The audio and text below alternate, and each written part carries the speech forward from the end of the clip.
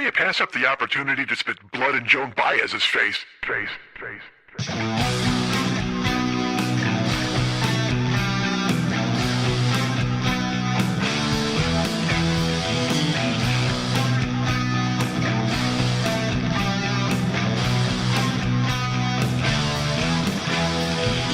I've read Mark Twain. I've read Huckleberry Finn. I think I earned the right to go on the internet and see a guy get a chainsaw in the face. Dude, my dad was drunk and my mom was dealing with it. Guess what? I got raised by Cookie Monster. My cock looks like it's been in a hockey league. Time my stupidity. It's at the speed of goddamn light. I got a multiple clocks. Hey, what's happening, Mike Schmidt, 40-Year-Old Boy Podcast. Let me welcome all of you listeners, all of you longtime listeners, people who've been with the show from the jump. 11 years we've been doing this podcast. Some of you have been here from day one. Some of you were with me before that, actually, at Never Not Funny. Some of you just arrived, and that's this is a special treat for you guys, which means it might not be a special treat for the people who've been here for 11 years. Let me tell the people for 11 years, there's a show attached to this. I've brought back a show from the past. I've brought back a show that I don't think has ever been used as a rerun. And I thought about this because here's the thing. I'm doing Twitch. Do you know what Twitch is, folks? If you don't know what Twitch is, I'm going to tell you about it right now. If you go to twitch.tv/the40yearold boy, I'm on there playing vidya games. Vidya, that's what I call them. I'm playing video games for the masses. A lot of you are regulars. A lot of you are there all the time. A Scott, a Ruben, a Tanya, a Kiki, a Christy, a Jason, another bunch of people I'm going to forget, and they're going to be mad that I forgot. A Ruben, a Jeremy. Let's see, a Radio Rob. He shows up. A Travis Barbecue is always there as well. These are fun people, nice people, podcast people who've been with me forever, and they are over at the Twitch channel. They've populated, they've migrated over there, and they sit there in the chat room and hang out with me and give me advice and tell me what to do, tell me who to shoot. Our friend Derek from Twitter has arrived. All of these people are cool as hell, and by that I mean you people, because what am I going to say? You suck? That would be terrible. How rude would that be? Because I don't think that. I think you're great, and I think you've allowed me to have a platform here and also on Twitch, and you've supported, and that makes me very, very happy. Because the Twitch thing, man, that was a fucking shot in the dark. I was always being told I should do it, and always going, well, I don't think so, whatever, because I'm a fucking child, and I don't want to do new things. You know me. It's not that I don't want to do new things, it's just that I get this kind of a creeping self-doubt, imposter syndrome. Nobody wants to see me do that bullshit thing that comes lurking into my skull. And I have to fight it off. And I'm able to fight it off with all of you people standing there side by side, astride me. All of you are just there right now, ready to battle in your fucking tartan plaid print. And I just look at you with a blue face and I go, I'm going to go pick a fight. And then I ride my horse directly into the Twitch people and I start fucking killing things. So thank you to everybody who's made Twitch, who's given it momentum. Like I said, I don't want to say success. And it's also this thing where I don't want this to turn into me just talking about that all the time. But I mean, I talked about Uber when I was doing Uber stuff for a long time, but I haven't been in the car for a while. I've been trying to get Twitch underway. So I've been kind of giving most of my time to that. And I thank you. And I thank everybody who's helped. So this is a show for the new people. Because here's the thing, Twitch people, there are a lot of new people that are jumping in and they're following me on Twitch and they've subscribed to the podcast and some of them have written me in private or followed me on Instagram and they're downloading the podcast. So, the show now is it's been through so many different incarnations. Now it's me talking in my apartment with a microphone at the very desk that I Twitch at. I will tell you that. But it wasn't always this way. In the beginning, I had producer Eric, as you know, and then I had producer Lily von Stupp, who was here for 9 years, and she fucking held it down and did a fantastic job. And by the way, Lily's great. She and I are still friends. She was just recently sick this past week, but she and I, of course, we're still very close, and I love her, and she's great. But new people, they come in, and I say, hey, man, go to the... It's daunting. That's the bottom line. It's daunting. I'll say, hey man, go to the YouTube channel, and there's 11 years of archives, and people are like, what the fuck? 11 years of archives? Like, where the fuck do I start? And also there are shows that are like fucking just crazy, blazing funny, and then there are shows that are personal, and then it's been a journey. Like I said, it's more of a book than a movie. That's why this is always called I think this is episode 26, year 11. It's always like a book. It's always like a chapter. It's not a podcast. Well, it's a podcast essentially, but it's more of a literary experience than a cinematic one. Despite the fact I'm painting such vivid pictures with my mouth. How fucking stupid am I? Feel free to tune out now. I wouldn't blame you. And also, let me tell you, I'm a little out of sorts right now anyway, because I just fucking wolfed down Here's the thing. I went to a deli, all right, and fucking, you know what? Delis are a young man's game. They are not for me. They are not for the elderly. I can't.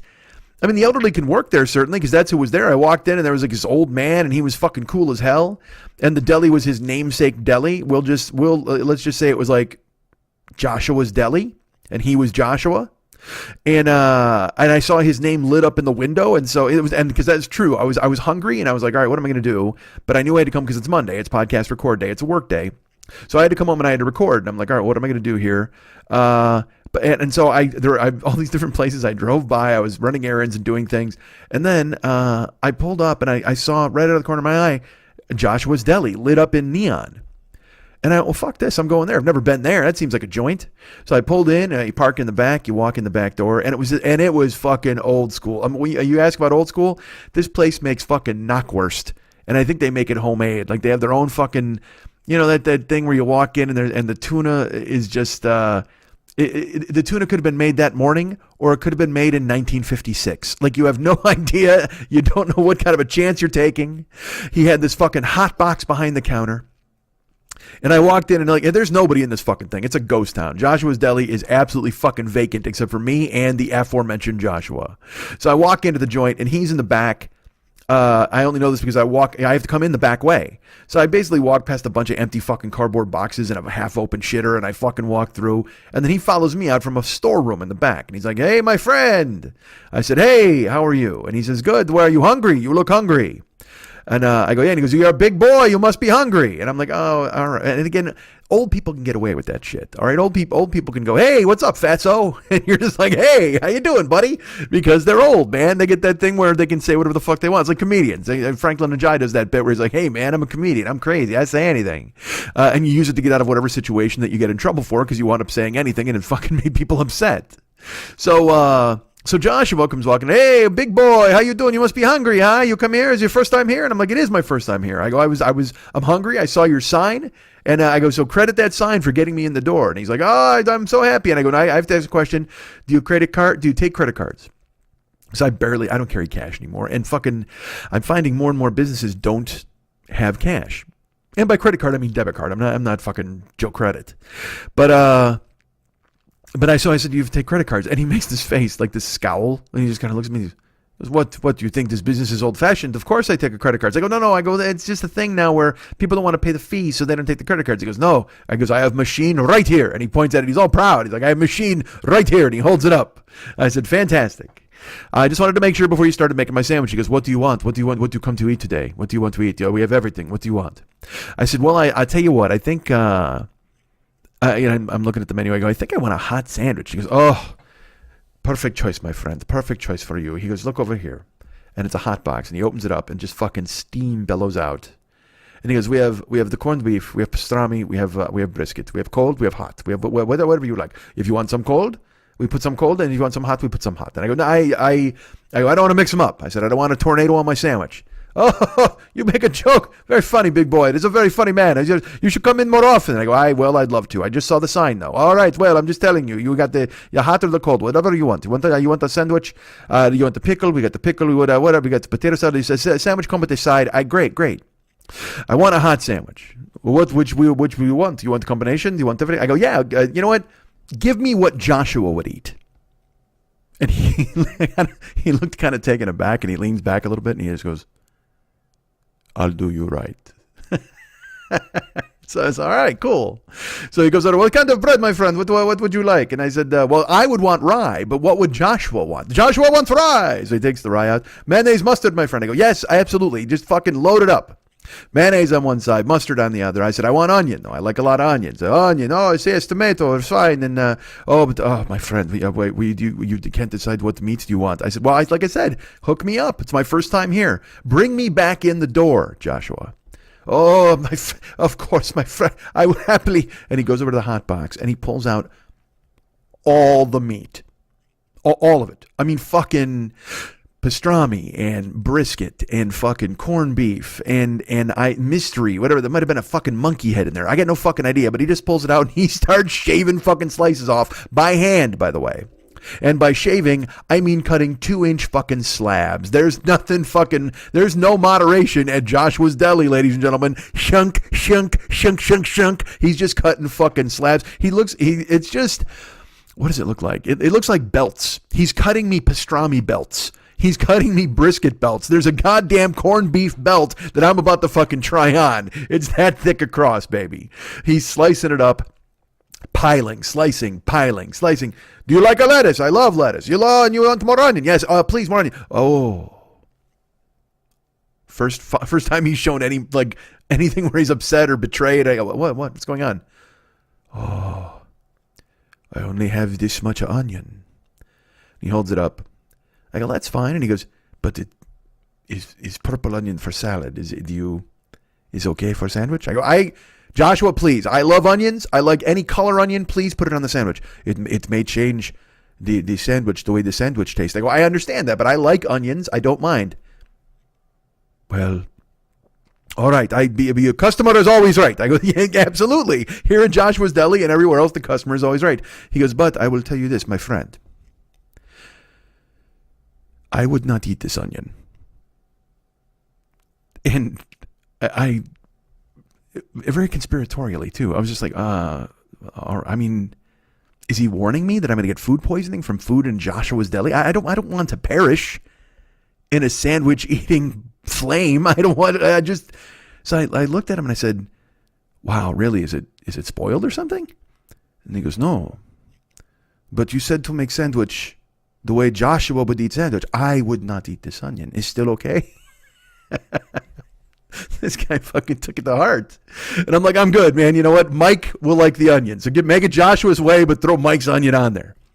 And he's chopping this onion. And I will say this, as thickly as he sliced the meat, he decided, you know what? I better chop up this onion in twice as large a fashion. So I thought I had fucking meat belts. I had a fucking, I would only call it it was like an onion fucking cinder block. I mean, it was like sliced it was like, what are you doing, man? Why is this so thick? Because I guess I said I liked onion, but I like a lot of onion. I don't want a fucking huge, thick slab of fucking onion. I mean, chop the shit up. But you know what? I wasn't going to stop him. He had fucking momentum at that point. So I can't really see what he's doing. He's holding up the fucking onion. He's going, lettuce. And we're all having a big fucking conversation. He's like, do you want the soda? And I'm like, I don't think I want a soda, because I will tell you this, February 1st, I weighed in and, I lost 5 pounds in January. So I weighed 356 on February 1st.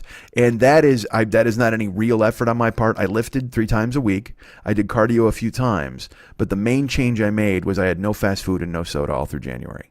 So that was a 5-pound change. That was enough to be 5 pounds. Even eating chocolate and fucking garbage potato chips with less frequency, but still eating them. So February, like I said, 10 pounds a month is the goal. I lost 5 in January. I'm going to be okay with that. But he said, you want a soda? And I'm like, I really don't, but I was in a deli and, they didn't have Coke. I mean, they had Coke and Sprite and all that shit, but then, they had Doc Browns and that New York seltzer stuff. And I'm like, you're in a fucking deli, dude. What the fuck? And it's not hard for me to talk myself into that kind of shit. So, I walk over, there's a Doc Brown's black cherry soda. How the fuck do you pass up black cherry soda? And I will also tell you this, when I get a bottle of soda, whether it's a fucking cherry Coke or a black cherry soda from Dr. Brown or a Pepsi or whatever the fuck, I'm good for drinking half of it. I'm going to drink maybe half the bottle, half the can. And that's the most. I might wind up drinking like 3 or 4 sips. Unless it's over the course of a long thing. Like I watched the Super Bowl on Sunday. I'll tell you about that in a second. And I had a Coke. I had 2 Cokes over the course of the fucking, 7-hour day or whatever the fuck.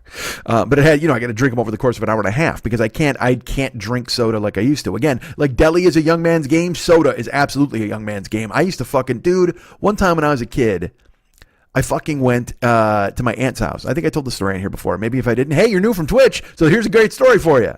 It was one of those things. My aunt would have the fucking pig roast. She'd have a huge party, and my aunt had a fucking air hockey machine and a regulation pool table. and a regulation pinball machine all in her basement, and TVs and she had a fridge in the basement that had nothing but soda in it. Nothing but soda. And it was like unsupervised, so if you were a kid, you could just go in there and drink all the fucking soda you wanted. They didn't care because they had coolers up top and they had a wet bar and beer and all that shit, but then the soda was on fucking tap, man, basically. And by on tap, I mean it was just free. It wasn't on tap.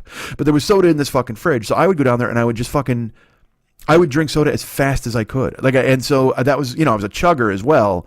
So I would go down and drink soda, I had to be 18 sodas. And this is when I'm fucking 12 years old, 13 years old.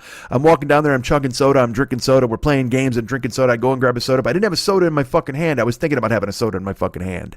And then one day I went there and it was a summer day and we were rocking, we were outside, we're playing volleyball, we come in, soda, air hockey, soda, pinball, soda, sandwich, soda, ribs, soda, everything, soda, fucking soda, back and forth, soda, chugging contest, soda. Watch how fast Mike can drink a soda, and watch how fast Mike can really. You can't do that again, can you, Mike? Oh, I can. Watch this, another soda.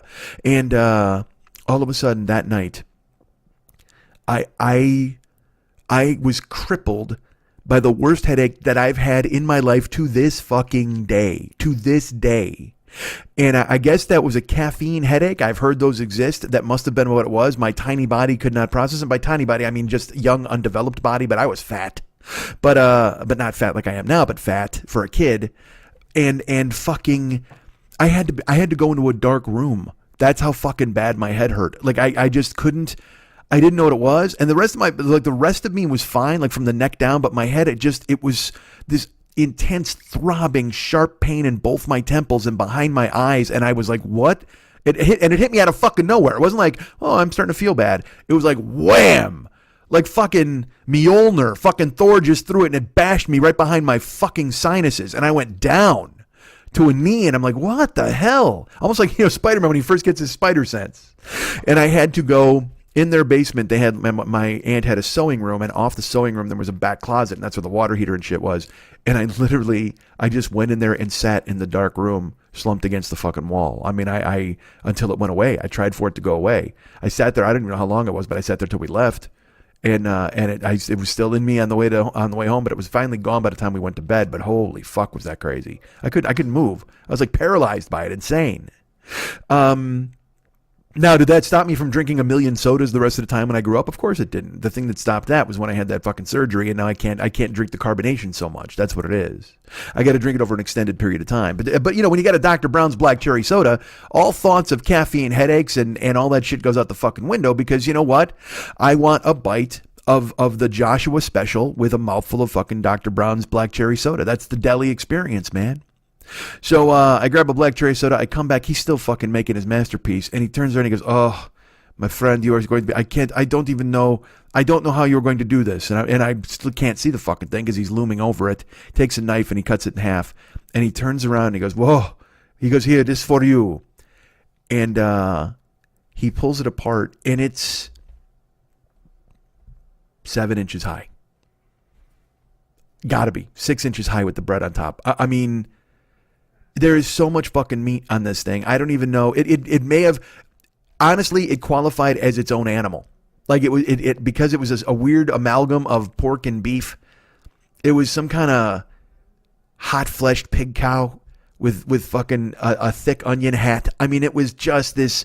It was monstrous. It was so fucking big. And he goes, you're going to need help to carry this to the car, I think, my friend. But a big boy, you're a big boy. Big boys like to eat big sandwiches. I know you want a lot of meat, so I put a lot of meat in there. And then he puts it on the scale. It's fucking 2 pounds. A 2-pound fucking sandwich. And now, look, granted, a pound of that was onion. Clearly a pound of that was onion. But still, he goes, 2 pounds. He goes, that is my new masterpiece. That is my new biggest sandwich. But big boy like you can eat big sandwich. I go, you know what, Joshua, man, I don't know if I can, seriously. And he goes, no, it's fine. You take home, or you eat here. And I go, no, I'm going home, dude. I can't. And he goes, okay. And I go, I hope this doesn't tip my car over like in the Flintstones. Oh, my friend, you have to come back. You have to come back to Joshua because, you are so funny. All right, thank you. And he rings it up. And it's fucking $20 for a fucking sandwich, and because that's another thing about the deli. You know what I mean? You just order a fucking sandwich and you don't see the number or the price, and then they fucking trick you the fuck out with a fuck ton of meat. They give you the whole goddamn barnyard, but then they go, hey, by the way, that's $20. You're like, oh, holy shit, Joshua! No wonder you can still be open with nobody in this fucking place. You've been selling knockwurst since World War fucking II at those prices. No wonder you stayed afloat. Jesus fuck. But yeah, so he put it in a bag, and then he goes, wait, oh, I forgot. You want potato salad? Do you want macaroni salad, or do you want coleslaw? I said, honestly, I won't eat this salad. I go, this sandwich is far too big. And he goes, no, you give it to a neighbor. Tell them about Joshua, and then he come back. And I'm like, seriously, I will not eat it. It's a waste. If you give it to me, it's a waste. No, you must have. I must have given. You take the plate. All right, okay. You know what? And I looked, and it was that same thing again, where like there's macaroni salad, there's coleslaw, and there's potato salad. They're all mayonnaise based, and they're all lurking in the display counter. And you ever see those places where you walk in and there's like a signed headshot from Frank Sinatra? He may have been served this coleslaw. Like it just had that thin, crusty veneer on the top that it hadn't been stirred since the Nixon administration. And I'm in my brain, I'm like, because I won't eat it. I know I won't eat it, but he's being so nice. Please, my friend, you must take it aside. Once you have it, with the sandwich, it's so good. When you have sandwich, potato salad, or macaroni salad, that's why, because there's so much more mayonnaise in the salad. It helps with the sandwich. I'm all right. Okay. Said, I'll have the potato salad. So thankfully, he reaches in and there's pre-made potato salads. He doesn't scoop it out of the ancient tub. And he pulls that out and he goes, oh! I said, what? He goes, pickle! I said, oh, yeah, there's no pickles on the sandwich. He goes, no, you get pickle. I forget. How do I forget pickle? And I wanted to go, well, because you're sitting in the fucking storeroom by yourself with no customers. That's why you forgot the goddamn pickle. And also, he's like, he's been open forever. He's telling me the story. They've been here this long, and he's fucking, because he's easily 70, this cat. Might be 75. Full head of white hair. Little gnome guy in a fucking apron. He just belonged in a deli. Like, I don't even think he was born. I think he was literally formed out of the crust from the old coleslaws, and he just came to life. He was just this sentient being who was sent from old deli turkey wrappers and baked beans and knockwurst piles, and he just somehow formed in the back room. They're like, "Oh, you work here now." Gave him an apron. That was it. He's just a fucking he's a pile of prosciutto with a fucking white shock of hair, and he goes, pickle! And I said, all right, yeah. He emerged from the brine one day. So he goes, I get you a pickle. And you go to these delis, they give you a fucking pickle spear, and that's great. He pulls out an entire pickle. Like the one that's not cut, that just looks like a midget cock. You know what I'm talking about? That fucking, just that big, knobby, fucking thick, half a fucking policeman's billy club, half of a fucking track lighting light bulb. You know what I mean? Just that thickness, that big around. He doesn't even cut the fucking thing. He just wraps it in like a paper towel and he jams it in my bag. I'm like, all right, man, thanks, dude. I mean, I appreciate it. And he's like, come back to see Joshua. I'm like, I will, for sure. I've got to, and I know I got to wolf this down because it's Monday, it's record day, so I got to record. And so I get home here and I unwrap the fucking thing. I had to put it in a bowl to unwrap it because I didn't want any shit to go falling over my goddamn fucking floor, and a plate wouldn't contain it. I had to have lipped edges because I couldn't contain all the meat. And then I got to bite the fucking thing. So, and look, it's a hopeless situation to try to eat that fucking sandwich. It's rye bread, so it's square. It's not like a thick bun. It's not a baguette, and it's not a roll. It's just and when you put fucking mayonnaise and mustard, and then the fucking juices from the hot meats. It's the kind of sandwich you leave fingerprints in when you pick it up to eat it, which is good. I like that. I enjoy that. I like that the bread becomes part of it, but good fucking luck biting this thing with any sort of fucking consistency. So I pick it up and shit's hanging out. It's got, and all the meat's hanging out the side. It literally looks like the side view of a kennel, and all the puppy tongues are hanging out the holes. I mean, it's just fucking total meat hanging out the goddamn crust. And I pick it up and I try to bite it, you know what I mean? And then then you get that mayonnaise face, you know what I mean? And mustard on your tongue. And then then I unwrap the pickle. I just stared at it. I looked at the pickle. I wrapped it back up. I threw it out. I threw the potato salad out. And I wound up eating maybe half of this fucking sandwich. I threw away a pound of meat. I'm not even fucking kidding. I don't even think I ate half. I just started eating because again, the bread is a fucking. I didn't even eat the onion because it was useless. I mean, it's good for him and his effort and what he wanted to do. And I'm glad the neon sign brought me in the door and he seemed like a genuine person. And look at the fun we've had talking about our friend Joshua here. But at the same fucking time, dude, I couldn't eat it. I couldn't. And so I did the best I could to shove whatever I could into my face. And then I'm picking up scraps of meat. You know, it's that kind of sandwich you should be eating with a shovel. And I finally, when I'm full, because it's meat, you're not, it's not like you're just kind of eating some potatoes and some vegetables. It's just a fucking fist of meat, just a goddamn gut punch. It's just waiting for you, man. It's lurking, and that's the kind of sandwich that waits in an alley in the dark, and then it takes your fucking wallet and laughs. I mean, it just fucking hammered me, man. And I'm biting it, and the bread is squished and soggy and falling apart, but it's warm, and it was fucking delicious. I will not lie about that. Come on, man. How can hot pastrami, hot corned beef, and hot fucking brisket not be delicious? And in each one is distinctive. That's the one thing, too, about that kind of meat. It does not go, you're not like, well, this could be this or this could be this. No, fuck you. Hot corned beef tastes like hot corned beef. Hot brisket tastes like hot brisket, and hot pastrami. There's no confusing it. You can't be like, well, this could be corned beef or pastrami. Fuck that. Each bite, you get a taste of all three meats, and you know it. You'll fucking know it. So I bit the sandwich as best I could, and it's fucking falling apart. It's all over the goddamn place. It looked like I played 52 pickup with a fucking with a bunch of fucking raw meat that was fucking just cooked up, and so I guess it wouldn't be raw and dumb. And then I'm picking up scraps. And I'm eating that as much as I can. There's lettuce kind of just lurking. I mean, I will admit I ate the tomatoes because the tomato takes the edge off the fucking meat, because that meat is just fucking aggressive, man. It hammered the shit out of me. And it's juicy and it's greasy and the tomatoes are helping with the acid. And then it's that sandwich when you're finished, you're like, I gotta take a lap or a nap. That's exactly it. That sandwich, I would even, if I opened a deli, I would call it that. A lap or a nap. Holy Jesus. Because you don't know whether you want to go and work it off or just lay down and wait for it to claim you and die. It was fucking crazy. And like I said, I threw away a fuck ton of it. A fuck ton of it.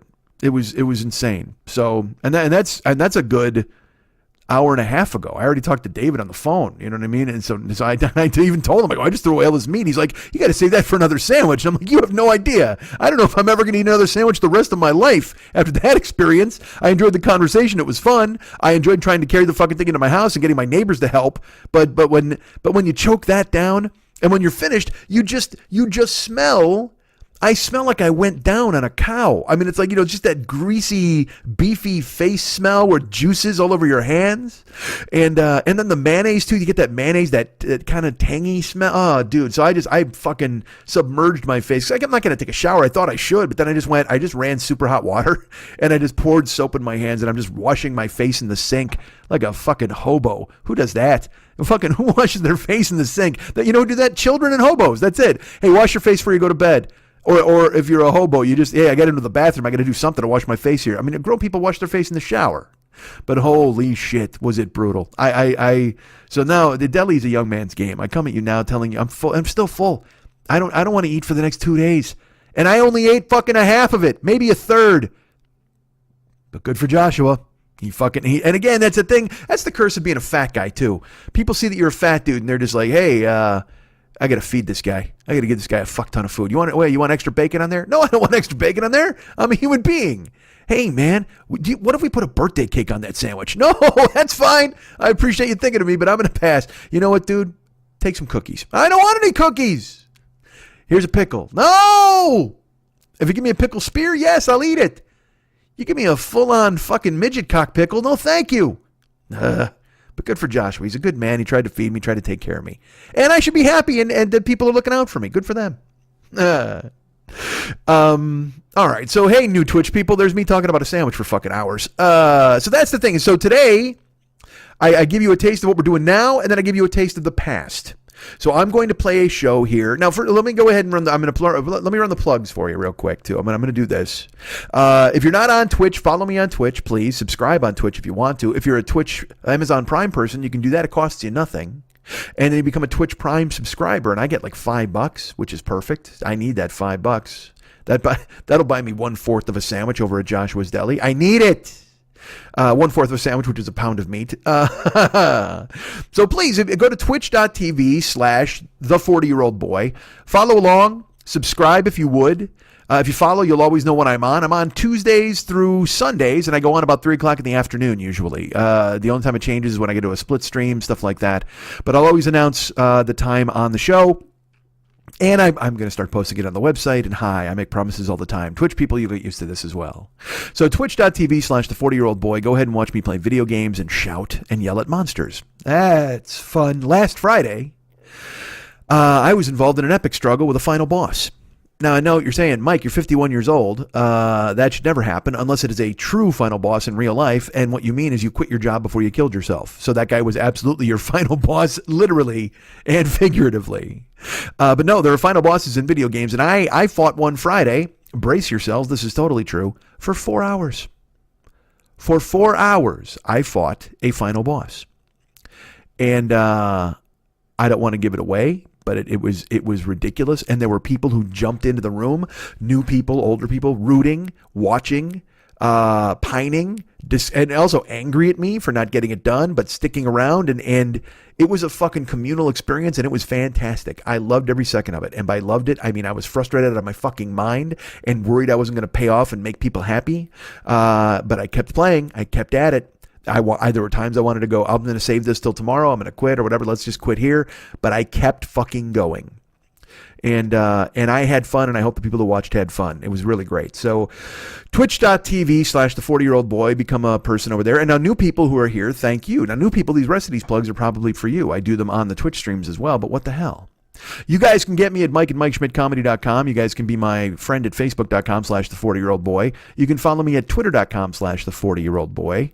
I'm also at Instagram and Snapchat. I'm Mike40YOB. That's Mike40YOB. You can find me there. I'm there lurking all the time. Instagram and Snapchat. Also PS4. If you're a PlayStation 4 person, you want me to be your friend or add me to whatever one of your raiding parties or whatever the fuck. I'm Mike40YOB on PS4 as well. So please do that. Instagram, Snapchat, Mike40YOB. And also, what else did I just say? I just said something else. PS4. That's right. All right. I'm available on the Cameo app. If you get the Cameo app to your phone, go ahead and download that motherfucker, and then I will go ahead and contact your friends and tell them fantastic things about you, or I will contact your enemies and tell them fantastic things about you. Download the Cameo app today on your phone and find me, and hire me to do a message for you or the people you love or the people you hate. I have no discernment at all. I will record a message for anybody. Now, I won't say just anything. If you're like, hey, Mike, I want you to record a message for Big Chungus, I'll know you're trying to lure me into some sort of meme nonsense, and I will deny. I will turn down that request. However, if you're like, hey, Mike, I really want you to talk to my cousin Peter because he's off to Stanford in the fall, then I can warn him about all of the pitfalls, and I will ask him, how do you like them apples? Quite frankly, I'll go ahead and say that to him. Hey, buddy, you like apples? Well, your cousin got me this fucking Cameo for you. How you like them apples? I can't do a Boston accent, but I'll try. If you pay me on Cameo, why not? We got sponsors of this show, too. Hey there, Twitch people. You like podcasts like mine, which is what you're listening to right now. Well, I'll tell you what, here's a podcast that's even better. It's fantastic. It's called The Paranoid Strain, hosted by our great friend Fearful Jesuit. It's available in the iTunes store right now. He sponsors our show, so you know he has amazing taste. The Paranoid Strain debunks conspiracy theories to and fro. It tackles things head on. Things like, the Flat Earth show is up now, and of course the Sovereign Citizens, that's up. 9/11, he took that on in a 2-part thing. QAnon, I mean, all of those conspiracy theories, anything floating around that you hear that you think, what the fuck, these guys are idiots. Fearful Jesuit will go ahead and reinforce that opinion and show you exactly why they are fucking idiots. He will debunk, he will destroy, and he will diminish. And you should go ahead and listen to him right now with his friend Dana, who's always lurking and chiming in with brilliant bits, at The Paranoid Strain, which is available in the iTunes store. Now, you can also send him an email note at Fearful Jesuit at theparanoidstrain@gmail.com. Hi. theparanoidstrain@gmail.com. Write him a note there. Also, if you want to just review his show, that'd be great. Do that in the iTunes store. Make sure you mention that you heard it from me, your new Twitch friend. your new pal. Tell him you love the show because I told you to love it. Well, I told you to listen and then you loved it. Whatever you want to do. But it can't hurt relations with our friend Fearful Jesuit if he knows people are listening because we told him to. So please go ahead and leave a review in the iTunes store or contact him via email and make sure you tell him that you learned of the show through us so he knows this is an effective way of handling his business because I demand that he handle his business that way. Do you want to drive Uber or Lyft when you're not twitching or doing important things? Of course you do. Well, I'll tell you what, if you want to drive for Lyft, you can use my code, Mike720057, and that's all uppercase letters. Mike, all caps, MIKE 720057. That's 00. You can use that if you're a first-time driver to Lyft and try to earn some cash. You can use that if you're a first-time rider to Lyft. And I think you get a discount or two, and then I get a spiff, which is totally cool. Same thing with Uber. You can use my code. Now, this is all lowercase, DJZW1YTTUE, DJZW1YTTUE. You can go ahead and be an Uber driver and use that code, and I get something. And if you're an Uber rider, a first-time Uber rider, go ahead and use that, please, and that would be fantastic. Also, go to MikeSchmidtComedy.com, go to the merchandise page, and there's an Amazon link. If you click on the Amazon link, boy, does that help us out. We get money, they get money, you get stuff. It works out perfect. It's a great symbiotic relationship for all three of us together. It is the best three-way you'll ever be involved in. Part of that is not true, and by part of that, I mean all of that. But use our Amazon link. Go to MikeSchmidtComedy.com. Go to the merchant. And also, if you're new from Twitch, go look around the whole website and look at the fucking artwork done by a genius, who I'm going to get to in just a second. But go to find now the what an idiot. The Amazon link is on the merchandise page. Click on the Amazon link, and you're shopping on Amazon anyway. It costs you nothing extra, and it gets us a crazy spiff. And I love spiffs. That's who I am as a guy. I'm a spiff lover. That's what I am. So please do that and find it and make it work. I would love it very much. Also, if you, so that's the website. That's Amazon. Paranoid Strain. The YouTube channel, which I've told you guys about. Go ahead and check out the YouTube channel because it's got all of the archives and all of that stuff. You know all about the archives. Those exist and everything's fine. That just seems weird. Now I'm soft selling that. They exist. Everything's fine. Go fucking check out the archives, man. They're 11 years of this show. You're hearing this week, and you're about to hear one of the shows directly from the archives. And why did I choose this one? Well, I'm about to explain to you why I chose this one. It's February, so in my mind, I was like, you know what? I did a show that was my Black History Month show, and I thought about using that one. But in my brain, I went, you know what? I kind of, I think I may have actually used it as a repeat once before, as a rerun, I should say. It's as a greatest hit, if you will. So I started thinking, well, which one can I use? What should I do? And then I came upon, an idea where people always ask me, they're like, what is the best artwork for your show? What is your favorite artwork that David's ever done? And I always have a pretty easy answer, So before I get into this, let's talk about this. David Mex Hernandez, he is one of my best friends in the world. He is my consigliere. He is an incredibly talented man, a Renaissance man. He's a music guy. He is an artwork guy. He does all of the music for the show. You're about to hear after this, you're going to hear the old theme song because I've kept the episode I'm about to post intact. So you've heard, in the beginning here, you've heard the new theme song. And then at the end here, you're going to hear the opening and closing theme songs from year 2, I believe it was. Maybe even year 1. I don't know. No, year 2, and I'll explain why. But anyway, David Hernandez does all the artwork, does all the music. He's just a phenomenal talent and a great friend, and I'm lucky to have him on both counts. And people always ask me, they're like, well, where can I find David's work? And I go, dudes! Go to artbydmh.com, artbydmh.com. That's where you'll find previous work that David has done, like his Valscapes and his Gaikons. You can see work he's done, what he can do for you. He works in oil, he works in watercolor. He can work in basically any milieu or any medium you would want him to. You got to contact him, though. This shit ain't free. You can get him at facebook.com/David Mex Hernandez. Contact him through there, but also reach out and be his friend there. He likes friends. So if you're on Facebook, go ahead and find him at facebook.com/David Mex Hernandez. And also reach out there via Messenger and say, hey, dude, I really want you to paint a picture of my hedgehog or my gerbil. He works in animals. I mean, he's been doing a lot of gorillas lately. So if you have a gorilla, I'll tell you this, you got a gorilla, he'll paint the fuck out of that gorilla. So please go ahead and contact David if you want a gorilla painting. But he does amazing work. I mean, his turnaround time, for a project, if he's not like crazy bogged down, the guy just does fucking great stuff. I can't tell you enough good things about my relationship with David and all of what he makes this show. He makes this show better. You know, his artwork, his music, all of it.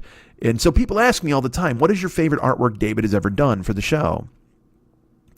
And I have a stock answer. It's not a stock answer. It's a real answer. It's the true answer. It's the one because I love everything he's done because he's done. If you ever get bored and you want us to just see brilliance, go flip through my profile pictures in Facebook and look at the artwork from years past.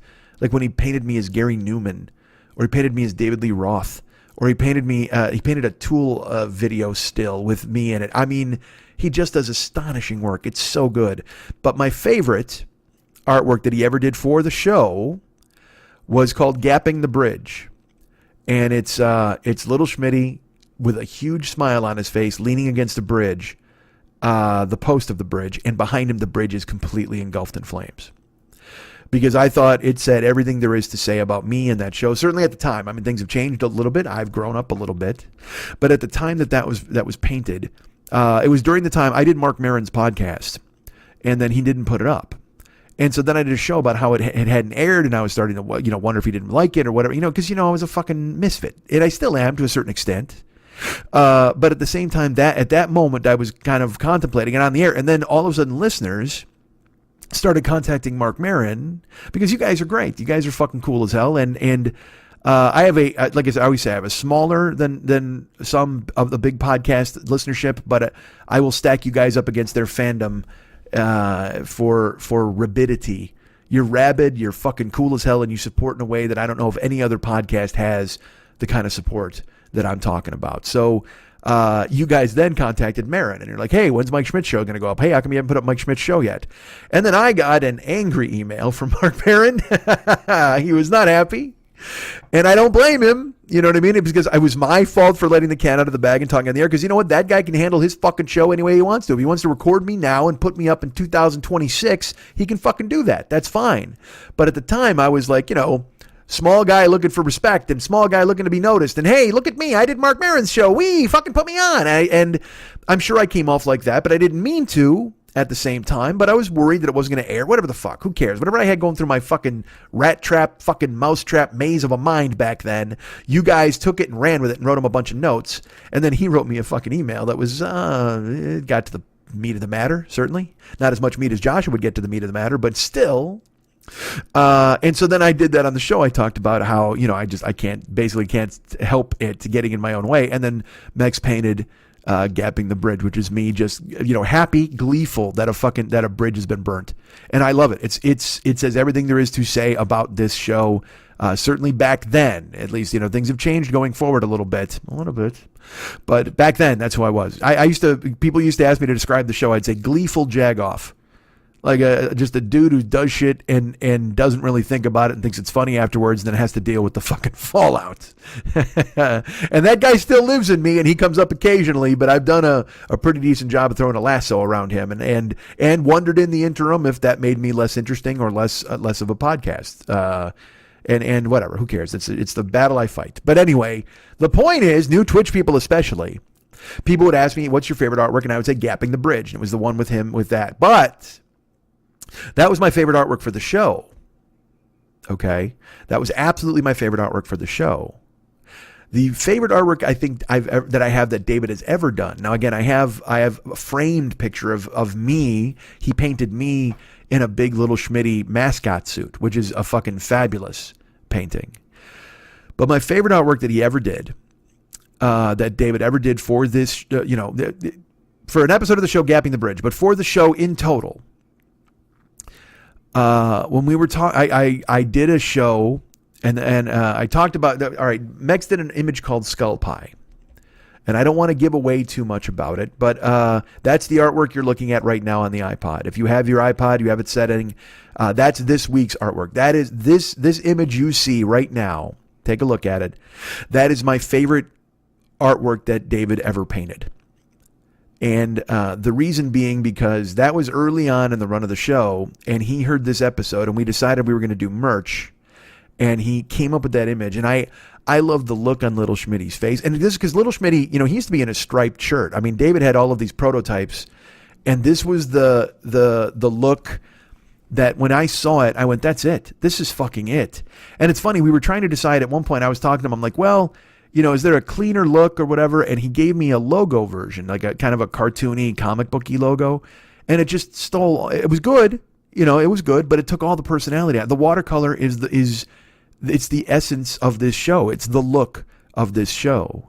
And so when we were deciding on merch, I saw this and then I was like, well, is there a different way to do it? And then he showed me the other way and I was like, no, this is it. It's got to be watercolor. It's this painting. This painting that you see, the look on his face, the stance, the blueberries. It's just a perfect image. And when you hear this episode, you'll understand why. So he did not get to paint for the first year of shows. It was the image that I used was a picture of me because I hadn't really teamed up with David just yet. I was doing a show, and actually, the first year I was using Van Halen songs as the intro and the out, and lyrics that would matter to whatever I had said in the show, and sometimes other songs as well. It would always open with a Van Halen song, but then it would close with a song with lyrics that would be relevant to what I had talked about. But obviously we can't. Then I tried to sell them, and I couldn't sell them with the fucking copyrighted stuff. So we went ahead and put David did the theme song for year 2, and we wound up putting that on all of year 1, which is available now on YouTube. So the point I'm getting to, the bottom line of all of this is my favorite artwork David has ever done for this show because it defined the character for me going forward. It defined Little Schmitty is the character that you see right now, the artwork that you see for this show, Skull Pie. It was a t-shirt that was a limited run that I've always wanted to bring back. And it's a show that I don't think I've ever used before for people to rehear, but I think it's a really good way for new people from Twitch to hear what this show is and what it has always been. And it's also a great idea to bring back for people who've listened to the show because, year 1 we're talking 11 years ago. All right. This is 10 years ago. This show it was episode 25 of year 1. And the episode is called You're Finished. I'm not making any money talking these days. Good Christ.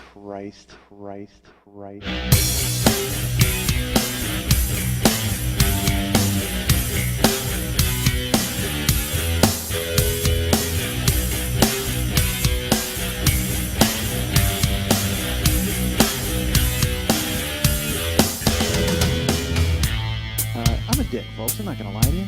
Still am. I guess I am a decent guy because I'm a fucking jerk, and I'm not a jerk. Apparently, I'm a dick. I'm not an awful guy, but I've done so much ridiculous stuff. I'm an awful guy. Hey, what's happening? Mike Schmidt, 40-year-old boy podcast. How are you? This show's gonna be a dialogue, and here's what it's gonna consist of. Hey, how you doing? And then I'm gonna wait about 45 minutes for you to answer because I can't hear you. And then I'm going to go, that's interesting. Here's how my week went. And then I'll tell you all about it. So get ready for 45 minutes of dead air. You ready? How you doing? That's not dead air. I don't know what you're laughing at. Coming to you live from the house of Lily. And it's exciting. She's here. Here's, what? I'm driving here today, and I called her up, and I'm like, hey, I'm almost there. And she goes, okay, I'm going to leave the door open for you and just come in. And that's a crapshoot at Lily's house. That's a dicey proposition. I got no interest in that because I still knocked because Lily's she's a burlesque dancer. So Lily is consistently, she's a fuck it away from being naked at any point, wherever we go or whatever we do.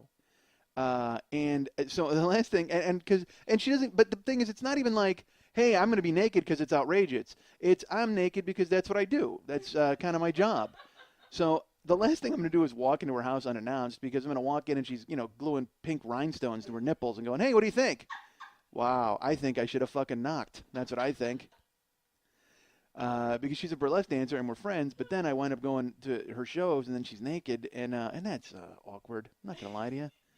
It's awkward then, it's awkward now, it's awkward in between. It's just awkward, when you're like, and I'm with Karen and I'm like, hey, Lily's kind of naked. That's our friend. Very odd. And then they're trying to talk my wife into it, and which is, into either, doing pickup for the burlesque thing or to dance. And I'm just like, yeah, part of me thinks that's great, and part of me thinks that would be the last time I ever saw my wife. I would just be like, wow, you're good at this. You know what? Go forth. Run free. Go ahead and do this for the rest of your life, and I'm going to take off because I can't possibly be the husband in the shadow of your naked breasts. And not even that I want to be in the shadow, but just that I can't. I don't know. I don't know how I would do with these with lecherous dudes staring at my naked wife. I don't know how I would do with it. I talk a good game, and it sure seems great. But as we've heard from previous stories, when Horsecock Dwayne showed up, things change. Things get a little iffy. When I see Lily posing for pictures with guys with their tits out, all I can think of is her husband wanting to massacre everybody in the fucking room, and I'd be right there with him. I'd hold his coat. Certainly, I'd do that at least. If he decided to just fucking go bananas on everybody, I would certainly hold his coat in that instance. If not, joined him in buzzsawing through a bar. That's my CD, by the way. Buzzsawing through a bar. That's what I'm going to name it. I don't have a CD. I don't have anything. I don't have a career. I have had a bad week. I have had a tough week. I had some stuff lined up that fell apart, and that not good. Always bad when your future is affected by things that fall apart. I can't go into specifics. I cannot go into specifics, folks, but I can tell you that it was bad. All right, so what can I tell you, folks? What did I do last week? I thought last week's show was going to blow, by the way. Let me go ahead and drop that on you. I was not happy with last week's show. I wasn't feeling it. I wanted to kind of get out of it. I do this thing. And I've talked about this before, too. I'll be really funny, and an hour later, I have no idea that I was funny or ever funny or if I could ever be funny again. And I need to stop that, especially for someone who wants to have a career being funny. That's not good at all.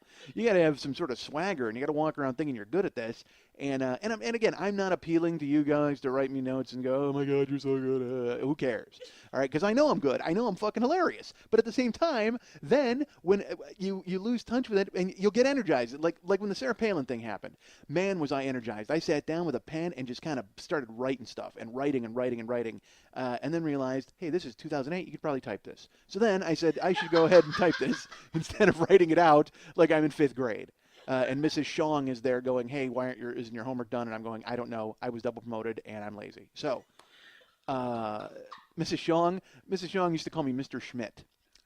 She was my teacher, Miss Shong. Miss Shong was my 5th grade teacher. And she would call me Mr. Schmidt all the time. And I would never turn in work. I was lazy. I don't know what the fuck I was doing. Because in 5th grade, it started that early, folks. Let's put it that way. It started that early that I was not interested in having a work ethic or getting anything done. And the fact that my parents were off either getting high or dying, that was probably not going to snap me to attention at any point, although dying later. But anyway, so one time in 5th grade, I did my homework. That's right. One time in 5th grade, did my homework. And Miss Shong would always walk around and ask people the answer or ask for their assignment, that kind of thing. And she would always say, Mr. Schmidt, and I wouldn't have it. And I would have to put on some song and dance, not unlike this show, to try to get out of whatever was going to befall me. And finally, I did my homework, and she passed me up. Didn't even come to me because she figured it was Boyle Cries Wolf. She figures, what, this guy doesn't have it. He's never had it. Why would I embarrass him anymore? So Miss Shong walks right by me. And she finishes, and then she didn't even ask for my homework. That's how bad it was, folks. She didn't even ask. Like, are you done? No, she didn't even ask. And I should also mention, by the way, that I would get A's on every test because I was that guy. I wouldn't do any work or any homework, and then I would get an A on a test because for some reason I could remember stuff. I was always the guy who would fight against algebra. I literally was angry with algebra because I'm like, why do I have to show my work? We all know that x equals 18. Fuck you, show your work. I can go right now. I don't need to write out look, x equals 18. We all know it. It's right there. And so I would have me and algebra, and I would go round and round. But Miss Shong in 5th grade, she finally, she passes me up, and I was so flabbergasted. I wanted to say, "What about Mr. Schmidt?" And so she finished everybody, and I looked up and I said, "What about Mr. Shit?" And I called myself Mr. Shit in 5th grade. Let me tell you, that is not a good idea because stuff like that tends to stick. And I was lucky because it was like nearing the end of 5th grade and we were all going into 6th grade, and then it was kind of a confluence of different kids. Otherwise, I would imagine I would have been Mr. Schmidt for the rest, or Mr. Shit for the rest of my life, which would have been horrendous. But yeah, I said, what about Mr. Shit? And I could, what, it's weird. Childhood memories, like I think I told you, like the time I had my appendix out and I had a suppository put in, I could still feel it.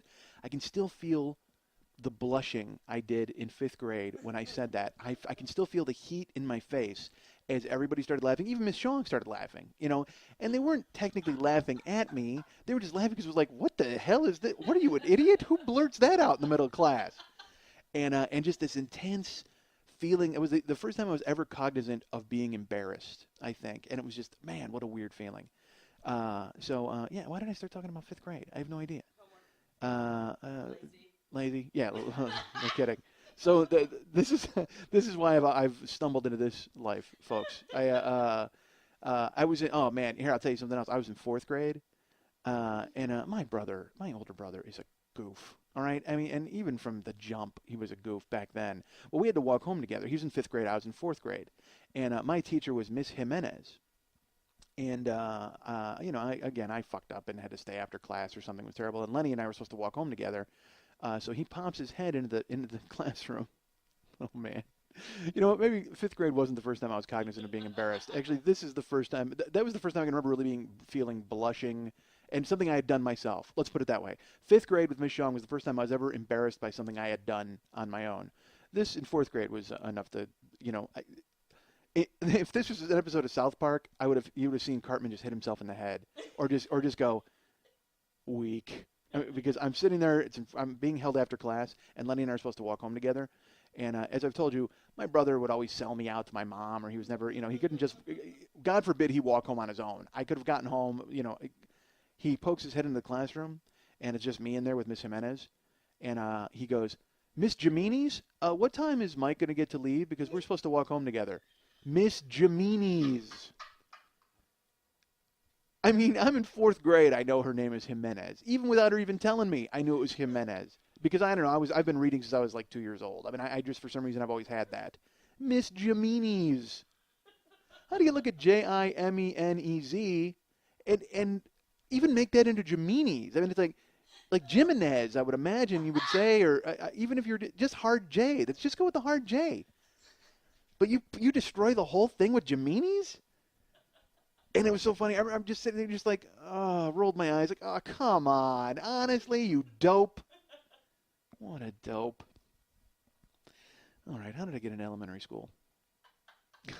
God, I don't know. But yeah, I thought last week's show was not going to be good. I was not happy about it. I wasn't feeling it, and I was not excited about it. And I tried to get out of it. Actually, not try to get out of it. But I would talk and then stop, and I was just like, But then Lily, thankfully, was able to surgically fix it for me and take care of whatever she had to take care of. Or else you would have heard a lot more, I'm sure, bad nonsense. But then I listened back to the show, and I was pleasantly surprised. Like, I didn't know. I'm thinking, and honestly, it was all saved by the Tool song at the end. Once I threw that in there, I was like, you know what? It doesn't matter how bad it is. People are going to get 6.5 minutes of great because this song is fantastic. Because Tool is fantastic. Man, I love Tool. All right. And the thing is, I don't know if you guys do that at your jobs. I mean, I know a lot of comics listen to the show and also civilians. And I don't know if they're and I don't mean that in a bad way. It's just, again, we not all comics, but most comics call people civilians because they're not. Our lives are so weird and so different from anything that you guys do. That you're just it's kind of like being in an army. You know what I mean? It's like, you know what I read. There's two things that I read that were comparable to comics. I read Kitchen Confidential, which is a book by Anthony Bourdain. He's a famous chef, and he's written a few books since. I read a couple of them. The Cook's Tour, and he describes life in a kitchen.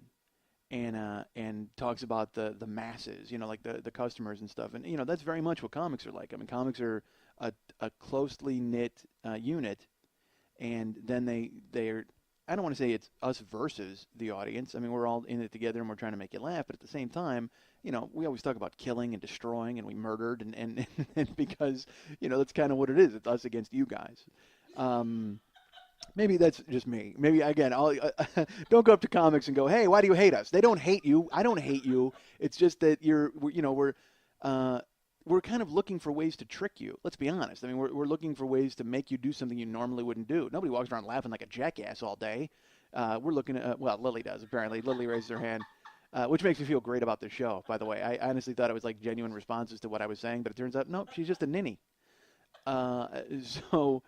But yeah, Anthony Bourdain, reading that was very much like, about a close-knit community, and it reminded me of comedians. And also, if you saw the movie Beyond the Mat, which is a documentary about pro wrestling, that is, I was stunned how much it was like comedy, especially in the fact that they would show these like small town wrestlers, or wrestlers going to small towns.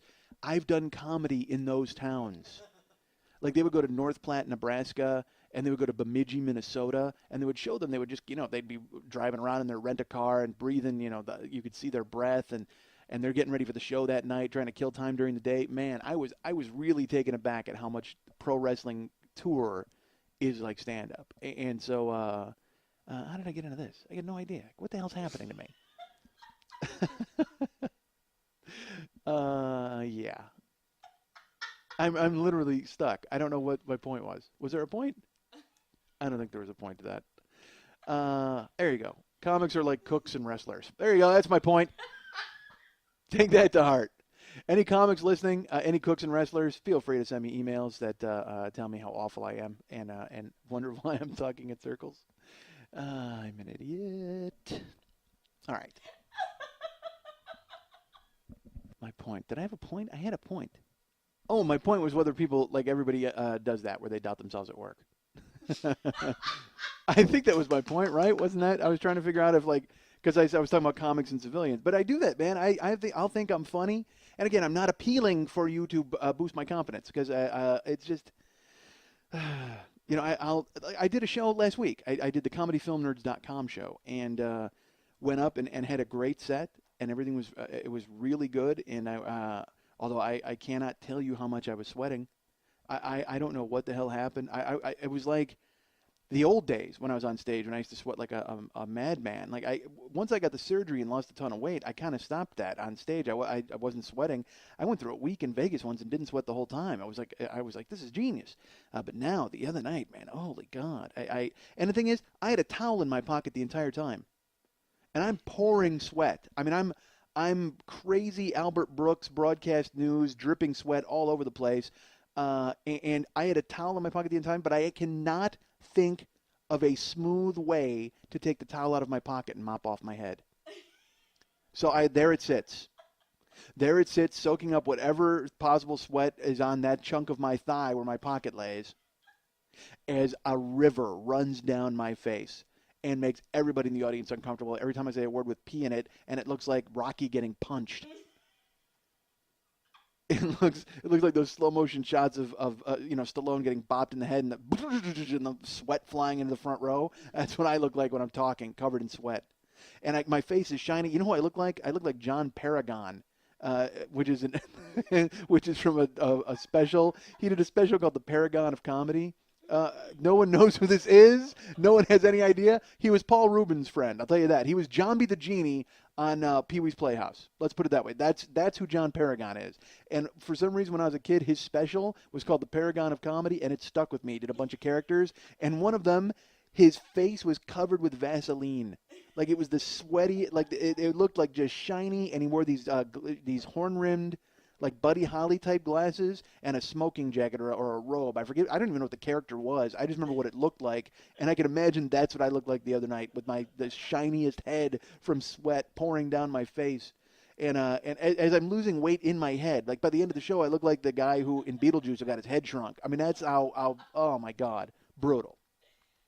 But I did that show. Everything went great. I was energized. I'm like, dude, this is it. You're picking it up, and we're rolling forward, and we're doing more stand-up, and we're excited, and da-da. And by that night, I was back in, inertia and wondering what the hell I was going to do and what was happening. Like I had completely forgotten that I was good at it. Every time I do stand-up, I go, man, you're really good at this. Why don't you do this more often? I say that to myself out loud. On stage, I'll say it. Maybe that's why I don't get booked, because I wind up having a self-examination right on stage in front of everybody. Man, I'm really good at this. How come I don't do this more often?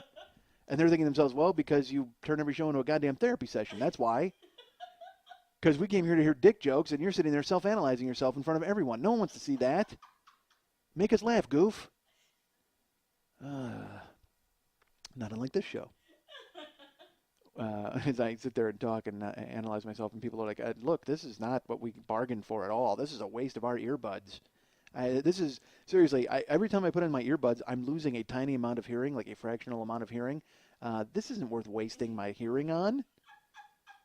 You know, and when I'm 60, I'm gonna be deaf, and I'm gonna be like, you know what? If I hadn't wasted all those hours listening to Schmidt babble on and on about himself, Christ, I could be hearing shit till I was 62. I lost 2 years of hearing thanks to you, you hump. Sorry. Oh, but so I did the Comedy Film Nerd show and it went great. Despite the fact that I turned into a before and after picture on stage as I lost 19 pounds talking. That's how stressful it is, folks. I lost 19 pounds talking. It's because I haven't been at the gym, man. I haven't done any like lifting. I live under a blanket. I just have crawled into a hole. All right, I need to see a light. Anyway, Comedy Film Nerds was fun. So it was great, and I think they're doing more and more of them. I don't know, all over the place. Coming to a city near you. No, that's not true. But they're going to do a bunch of them, I guess, or maybe once a month. And I'm hoping to be involved if they'll have me. I don't know. You know, as long as I, bring a towel and clean up. Because man, I can't stress it enough. I got emails about how sweaty I was. That's how bad it was. People actually felt they needed to type, "Wow, are you okay?" Because you look like you were gonna faint from loss of salt. I'm never going to lose salt, by the way. I don't care how much I sweat. I will never lose enough salt. Here's what I did one time. You know, I insured this when I was in high school once. I was in high school, and as a bet, here's what Mike Schmidt did as a bet his sophomore year. Mike Schmidt bet that he could drink an entire salt shaker. And it turned into an entire lunchroom of people putting money down. And because at first it was like I was like, well, if I haven't, it became a philosophical discussion. When you're 14, this is where your philosophical discussions are. You're sitting there and you're saying, you know what? I wonder, why is there even a salt shaker on the table? I mean, we're in high school. Who puts salt on their food? Like, it made no sense to me. I couldn't understand it. And I said, you know what? I should just eat all the salt. Like, I'm going to take all of the salt and just, we should throw it away. And they're like, you know what? I'm just going to eat it all. That'll teach them a lesson. I don't know how it evolved into that. And everyone was like, you can't eat salt. I'm like, what are you talking about? You can eat salt. And this maybe if I would have paid attention in school, I would have understood what they were saying. But they were saying, like, you shouldn't eat salt, basically. And I said, well, no. I go, it's ridiculous they even have salt shakers out here. This is stupid. I go, I'm going to eat, you know what? I'll bet I could eat a shaker of salt. And the guy's like, there's no way you can eat a salt shaker, a shaker full of salt. I go, yeah, I can. Absolutely, I can. And then everybody started talking about it. And they're like, all right, well, you're going to do this. And I'm like, all right, well, I can't do it now because lunch is almost over. We'll do it tomorrow. So then in high school, all you have to do is give something a day. And then it goes around in this weird, like, all of a sudden it becomes, did you hear? Mike Schmidt's going to jump from the top of the school into a salt shaker. I mean, it just becomes this crazy rumor and story. So we sleep on it. And because I'd done other things like this before. Like one time I had chugged a can of High C. I think I'd mentioned this on another show. I chugged a can of High C. So I was that guy. Apparently I was the sideshow of high school. If high school's a carnival, I was the guy you paid $1 to see eat a monkey head.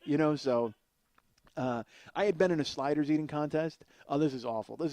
Folks, let me apologize for this story before it even comes out. And that, believe me, that sentence is going to absolutely make sense when I finish this story. I was in a contest for eating sliders, and what they would do is they would have, a freshman against a sophomore, against a junior, against a senior. That's how it works, and I had to say it that meticulously. So they would have someone from each class go head-to-head. So I was it junior year or sophomore year? I don't remember, but I was entered into the contest, probably because of my history of eating salt. So I get thrown into the mix, and there was a guy, a class ahead of me named Mike Norris, who had eaten over 100 sliders in a sitting once. With my brother Lenny. My brother Lenny and his friends Gar and Norris had gone to White Castle, and I think they ordered 300 sliders after football practice and mowed through as many as they could. But supposedly Norris had eaten like over 100 of them. And, because your bodies are developing, you want to push them to limits. That's what you want to do. It's like any great athlete. You're going ahead and seeing what you can go ahead and accomplish. So I had done all sorts of shit like that.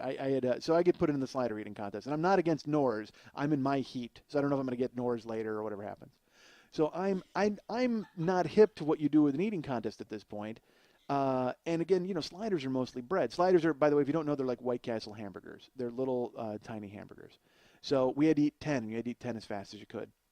So we sit at the table, and you know what? It was a heat for my class to see who qualified to be in the final for your class. Because I remember I had to go against Jim Utosh, who was in my class. And I'm sitting next to Utosh, and I'm giving him the evil eye, because I apparently, even then, took everything as seriously as I possibly could. I was competitive to the point where I was like, you know what, fuck you, Utosh, I'm killing you in this slider eating contest. And Jim's probably like, yeah, but I'm going to graduate. So, Jim had that on me.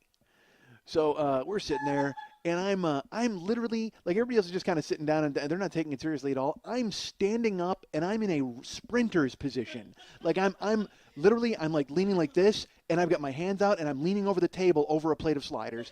And everybody else is, my friends and people are like, this is hilarious. And everybody else is just like, what the hell is wrong with this idiot? So I'm leaning over the sliders, and I'm looking, and I'm actually looking at people, and I'm just like, all right, yeah, that's right, sliders. And I'm going, and they blow the gun or the whistle or whatever, and I just start shoveling food in. So I'm shoveling it in, and I'm shoveling it in. I'm eating, and I'm chewing, and I'm eating, and I'm chewing. And they're going one at a time, so I figured, well, I'll just put 3 at a time in my mouth and work that.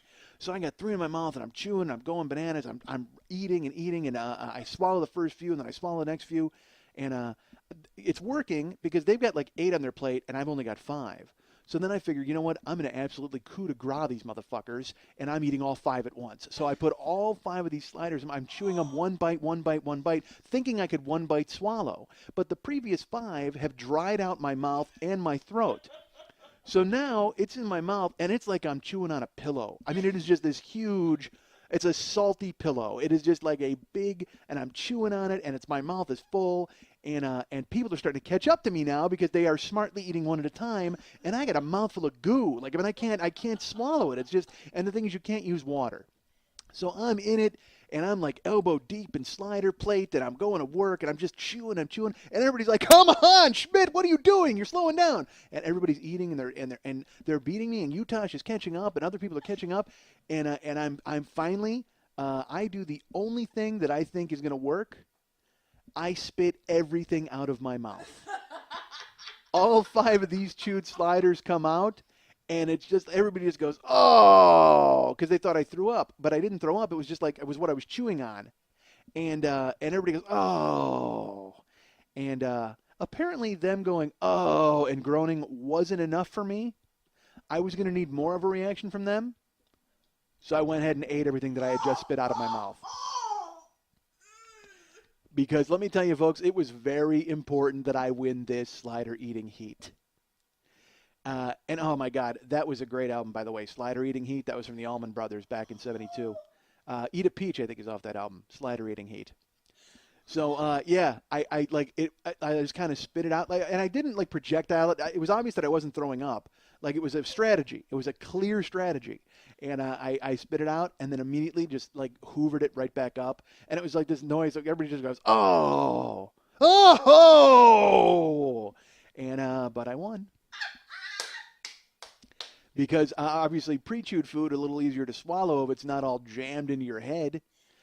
And let's put it this way, not a lot of people shaking my hands after winning that heat. And quite frankly, I'm sure everybody else was like, hey, I didn't want to win this that bad. I don't know, but that was me. I was like retarded, like competitive. I was weirdly competitive. So I was like, fuck it, I'm winning it. I am winning this. Even if I got to bust out a regurgitation move, and did, and won it. And then I think they decided that sliders wasn't a good idea, like the school administration. Because then, now I had advanced. I had advanced in my to the eating finals, and I was in against a guy from each class now was going to be involved at a school assembly. And I had a big school. I had about 2,000 people in my school, so it's in front of the whole school. It was during homecoming week. You had class competition, so juniors against seniors against sophomores against freshmen, and they would all you'd compete in candy sales, and you'd compete in all sorts of things. And the guy, you'd have to build a float. Who cares? So there's this eating contest, and they don't tell us what it is. They just say, there's a contest at the assembly today. So they take us aside, and my face, by the way, is painted red and black because, again, I didn't care at all. In school, all I cared about was like the football team and about, the basketball and socializing. I didn't give a shit about work or doing any work. And again, this is why I didn't graduate from high school. I was a guy who just, because they hated the fact that I wouldn't do any work at all. And like I said, then I would get an A on a test. When I was in Mr. Harvey's World History class, and he would do a quiz at the end of every week, like a 15-question quiz, and I would be done with that quiz in 3 minutes. Because I would answer questions as fast as I could write and read. I would be reading and writing the answer and reading to the next one and writing and turning it in. And I would sometimes I would get all 15 right, sometimes I'd get 13 right, but never less than that. And I would turn them in, and he would just shake his head because he'd be furious at me because I wouldn't turn in any homework. But then every quiz I would get an A. So I wound up getting like a C in that class because it balanced out. Anyway. Let me catch my breath as I don't think I've stopped talking in 9 minutes. I wind up in the eating contest, and I show up, and they, my face is painted red and black, and I'm all Mr. School Spirit, and I'm an idiot. So they put me in like a lab coat. So I'm like, all right, what are we eating? Soup? What the hell's happening here? So we all get put in lab coats, and they take us out to the center, and what it is they take a pint of ice cream, the old school box pints, and they put that in like a pie tin, and they cover it with whipped cream and cherries and nuts. It's a sundae, and you had to eat an ice cream sundae as fast as you possibly could against the other people in the class. And I'm like, well, you know what? Again, I'm standing there. I'm in a runner's position. They've got chairs for everybody, but I am not sitting down. I am far too excited because, again, everybody in the school is there, and they're cheering and they're yelling, and people they're chanting Schmidt, Schmidt, Schmidt, which is like ridiculous. Again. Because that's all I care about. I don't care about work or anything. I just care about socializing with my friends and that. And they're like, all right, go. And it was so funny. Everybody just kind of put their face. I had a strategy. That's how sad I am. Everybody put their face like into the sundae and just started to like eat the sundae. I hoovered up all of the whipped cream first. Like I hovered over it and went. Like I sucked up all of the whipped cream completely, so that it was gone. Like super fast, I inhaled it. So all that was left was like the brick of ice cream, and then like the cherries and the fudge or whatever. And then I just started eating chunks of this ice cream and swallowing it. Like everybody else is just kind of like they're putting their head up or whatever. I was eating through it like I was Papillon with a piece of bread. I was just trying to do anything. I was like a prisoner of war who had just found a rat with a bad leg. I mean, I am going through it. I am working. Chomp, chomp, chomp. I think I ate it in 12 bites. I mean, I didn't give a fuck about my teeth. I didn't care about the ice cream headache. And when you were done, you had to turn around and run to your class. That was the whole deal. Like, you also because you had to not just say I'm done, and. So I went through this quart of ice cream, and I look, and nobody else is even done with the whipped cream yet. And I am just like, 1, 2, chomp, chomp. And then I suck up like all the cherries that were left, and I just stand up, and I look around, and I'm telling you, the loudest noise, like I remember now at this point, just from my class, just this weird like, and I just turned around and fucking sprinted as hard as I could and got to my class. And they're not even, again, nobody else is taking this seriously. Nobody else is eating at any sort of quickened pace. They're all just like enjoying an ice cream sundae, but I am out to bury these cocksuckers. I am like, you know what? This is glory days for me. And I won. I don't know, and I won nothing. So what? You won points, and we got the spirit stick, which of course I stole. And I framed it, and it's at my house. That's what I do. That's what I celebrate. I have the spirit stick at my goddamn house. So sometimes I'll just have Mex and Dennis over, and we'll stare at it and discuss the good old days. So, and they were good for me, not for them, because they have lives and kids now, and I have nothing. So, but that was, I won that. I won the ice cream sundae eating contest. And I got to admit, it was good to triumph in such a fashion after the slider debacle, which I won, but still did not look good doing it. Because what part of me is still Sidney Dean. I'm still Wesley Snipes from White Men Can't Jump. I want to win, but I want to look good doing it. So that's what happened with the ice cream contest. That's what happened. I had my red and black face covered in some whipped cream. I got a lab coat on, sprinted off to my friends. Done. Winner.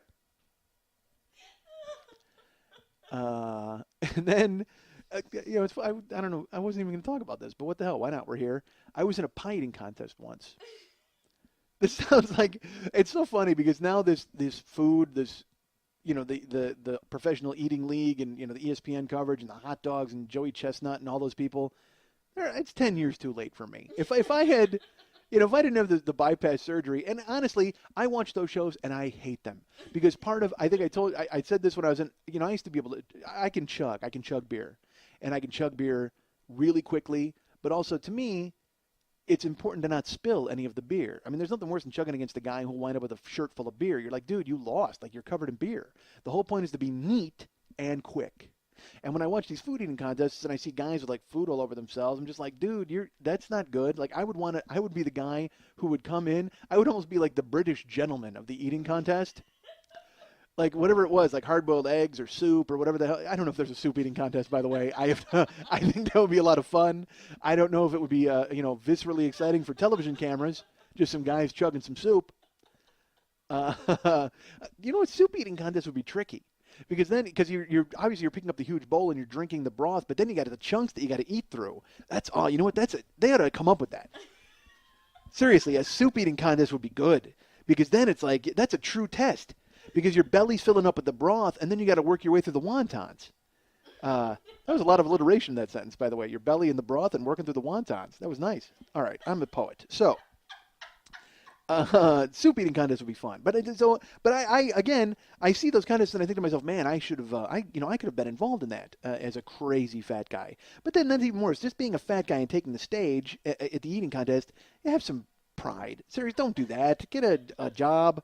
But then again, it's easy money. I mean, if someone's going to pay you to eat, deviled eggs for, 15 minutes, then do it. Whatever. That's our society. That's the society that's going to elect a woman vice president because she shot a moose. The same people who think, hey, why not have a career eating Pop-Tarts? Yes, of course. That's what you should do. Colleges should just have an eating major. They should just train you to do it. They should have eating teams. They should just take it, because again, America, we're all gluttons. Everything is gluttonous. Even if you're thin, you're gluttonous in your attitude about the obese. Don't you? Don't you fill up on hating people who are fat? Yes, you do. Suck it if you lie. So, and nobody likes fat people, let's be honest. How rude is that? I'm a fat guy. But as a fat guy, I can say that. Because I'm on the end of it. I'm on the other end of being, of the stares and the hatred. And you know what? I'm kind of on board with it. Go ahead. Hate me. Because if you hate me because I'm fat, then you're missing all of the other fine aspects of me, the laziness and the sloth. All right, so so I'm in a pie eating contest once, and again, I'm very big on like I said, being neat. Like I don't like if you're and again, this counteracts the Slider story, but again, that was my first experience in this. This is my first, that was horrifyingly bad. So I went to Knott's Berry Farm with this woman who I was living with at the time. Which I can tell you her husband was not fond of that. He was not happy with our living arrangement. With me hanging out with his wife all day and him going to work and I was at his house. Oh, awful. I am not a good person. So I went to Knott's Berry Farm one day. Knott's Berry Farm is an amusement park here in California. And I went with her and her two daughters. And her two daughters were they 12 and 10? 12 and 11? Something like that. So we went. We were a good family. We wound up going out to Knott's Berry Farm. A woman, her two daughters, and the guy who's banging her on the side right under her husband's nose. That's good. I am a guy. I've worked a lot of married chicks. And that's not a good thing, right? That's bad. When I was in Tahoe, that was our goal. We used to say, all right, look, we're getting married chicks tonight. Like that was our thing. We actually came up with, this is the life of a 20-year-old man. We came up with a fraternity name for it. Pucus Schnatus Flabicus, which meant I fuck married women and I don't shower. That was our motto. Me and my buddy DJ and a couple other guys. That was our motto because we would bang married chicks that we'd find in the clubs. We'd find them under tables. We'd find these married women and work them. All right, so as I slept in my, on DJ's floor, and we had a wall covered in women's underwear. Anyway, so that was the worst.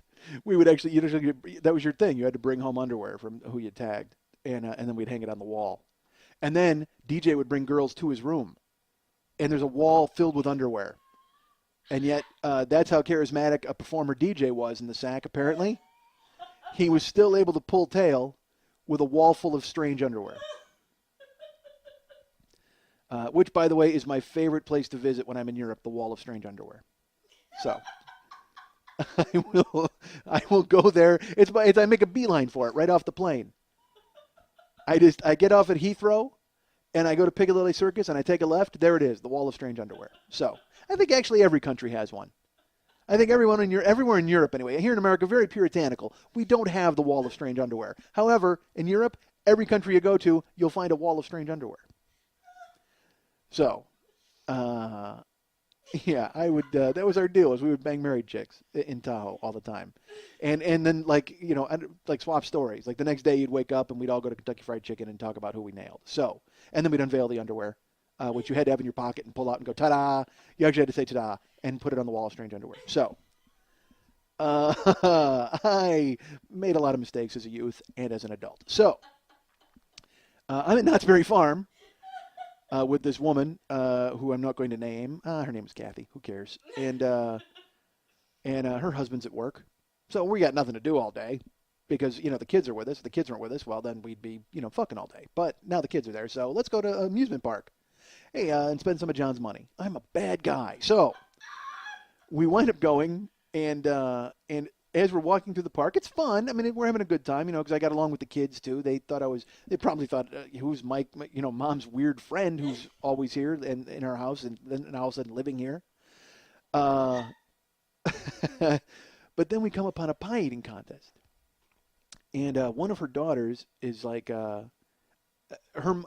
Kathy says to her daughter, she's like, you should enter that. That would be, funny. Because she was looking for photo ops and, to take pictures of her. And they were like, the cynical kids, they were like, no, I don't think so. When you're 12 and 11, nothing's cool. You know what I mean? Nothing any adult is involved in is cool. Anything you go, hey, that would be cool if you did that. Nope. Not doing it. I'm very busy being a youth and hating everything. But then one of her daughters said, she was like to her mom, she goes, you should do it. Because they thought it would be funny to make her mom do it. And then then I was like, they're going back and forth. You should do it. No, you should do it. You should do it. And then there's silence. And all of their heads just kind of turn and they look at me. And I go, you want me to do it? And then like, yeah, go ahead. That might be funny. And I'm like, all right, I'm in.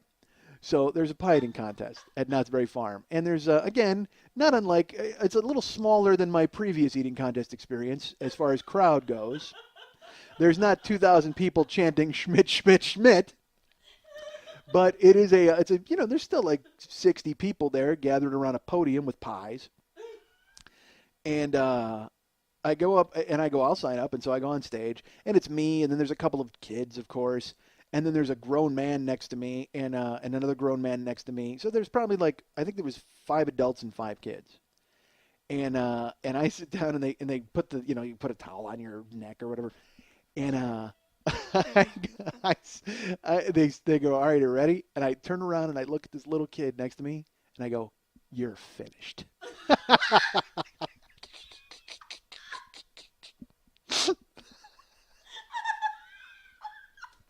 Such a stupid thing to do. That was so stupid.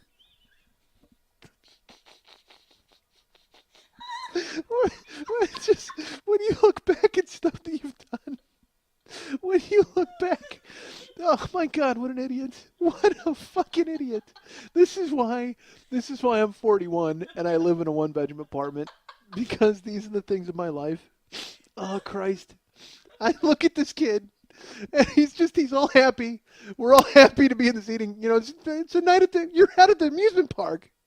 We're just here to have some fun. And there's a kid next to me, and I turn around, I look at him. You're finished. Oh, I call the kid out. Oh, Jesus, that made me laugh. All right, so just remembering it makes me laugh. Just the look on his face. Just this weird look like, what, huh? Like, are you gonna beat me up after this? I mean, but I thought it would be funny. Like, it wasn't mean, but it was just, it's really funny to me to do something like that. To just, you're finished. Right in the kid's face. So, They put the pies in front of us, and my previous strategy of hoovering the whipped cream is out the window, folks, because this is a blueberry pie. Now, if you know anything about blueberry pie or fruit pie, it's it's gelatinous. I mean, it's like fruit. It's like eating a bowl of glue. I mean, it's like, the crust, and then you got to get through to the. I mean, the fruit is it's just like spackle, but without the really hard parts. So, because we've all eaten spackle, I think we all know about that.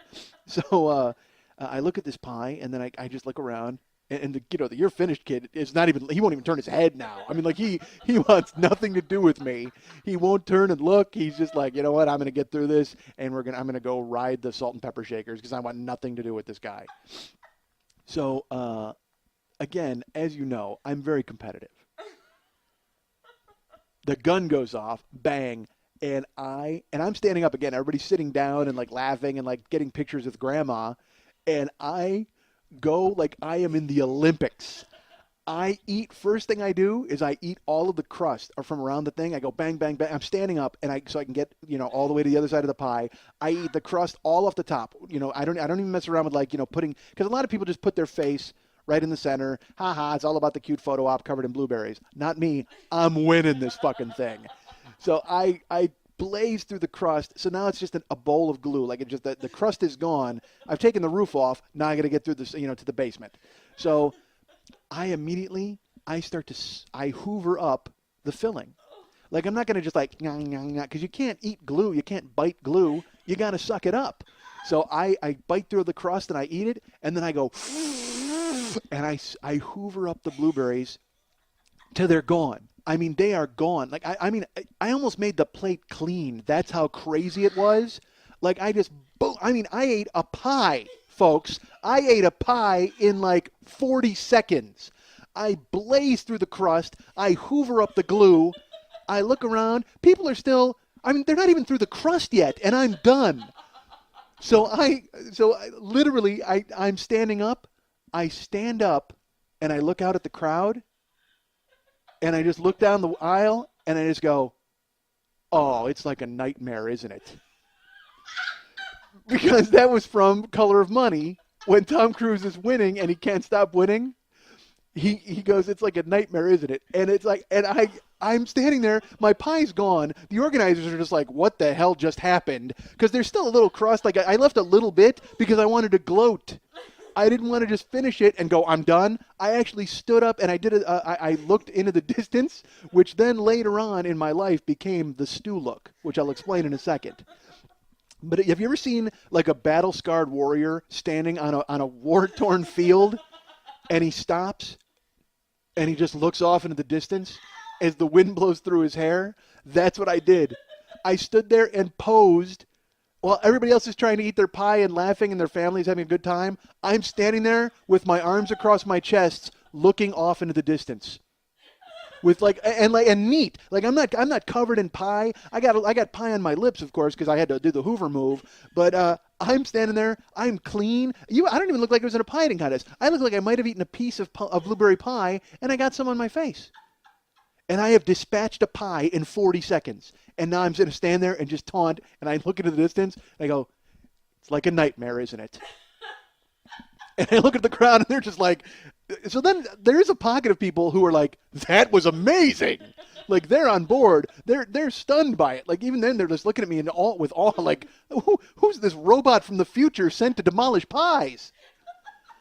And that's what I was too. I was like, I'm like the Terminator of pies. Like I would show up and I would, are you Betty Crocker? Like that's, come with me if you want to eat. So it's like but I kill this pie. I fucking destroy this pie. And I one punch knockout this pie. That's what I did. I absolutely one punch KO this pie. And now there's a little bit left. And I look around, and here's the best part, is I look out. Kathy is just shaking her head like, oh, man, I knew you would do something stupid. But she's still laughing like she thinks it's funny. But, because you have to admit it's funny. I'm standing there. First of all, I taunted the kid before it started and then backed it up and cleaned house on like 20 people who were just out for a fun day at Knott's Berry Farm. I assassinated them in a pie eating contest. Massacred the whole lot of them. Just like left bodies in my wake. But not only is Kathy laughing, this is the best part, cynical, crazy, nothing is cool, 12-year-old and 11-year-old daughter, children, could not stop laughing. Thought it was the greatest thing they'd ever seen in their lives. Because kids that age are so used to being treated like kids, but they want to be adults. That's the secret with getting along with like any kid between 10 and 14. They want to be adults so bad, and they haven't grown into the cynical teenager, I hate everything just yet. They're in a limbo. So if you treat a kid like that as an adult, they're going to love you forever. And for some reason, they recognized the adult moment of me being a child in front of everybody. I don't know what it was, but they were practically laying on the ground holding their bellies laughing at how ridiculous it was. They got the foolishness of the situation.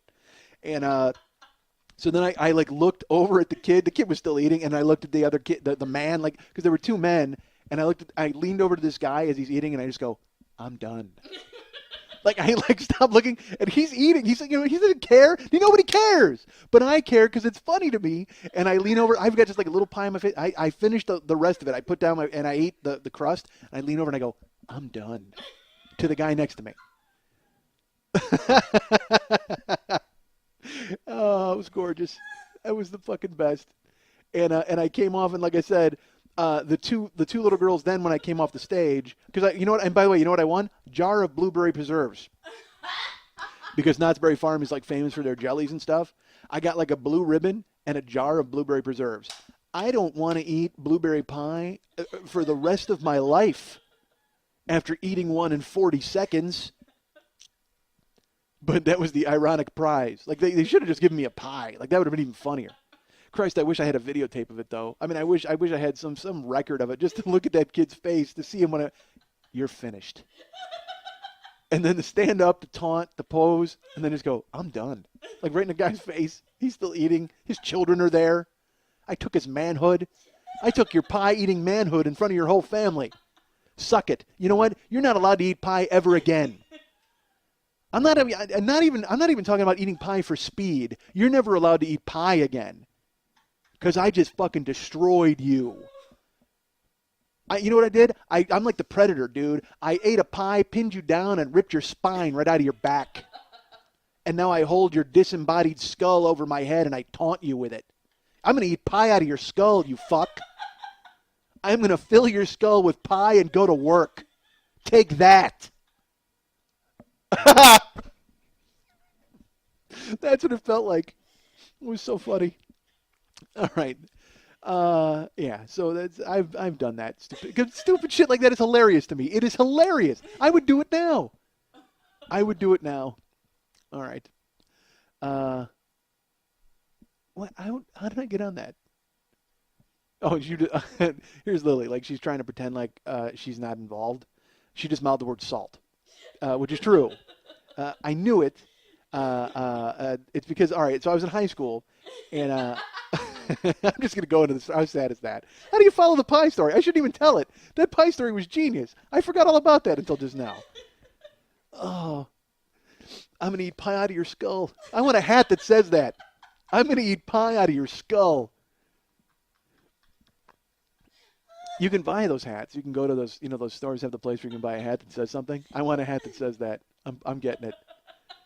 I wanted a hat. Here's the hat that I wanted. This is funny. I wanted a hat that said "fuck chick hoop" because I'm not a fan of women's basketball. Maybe you are, and that's great. Maybe you enjoy seeing the 20-foot set shot.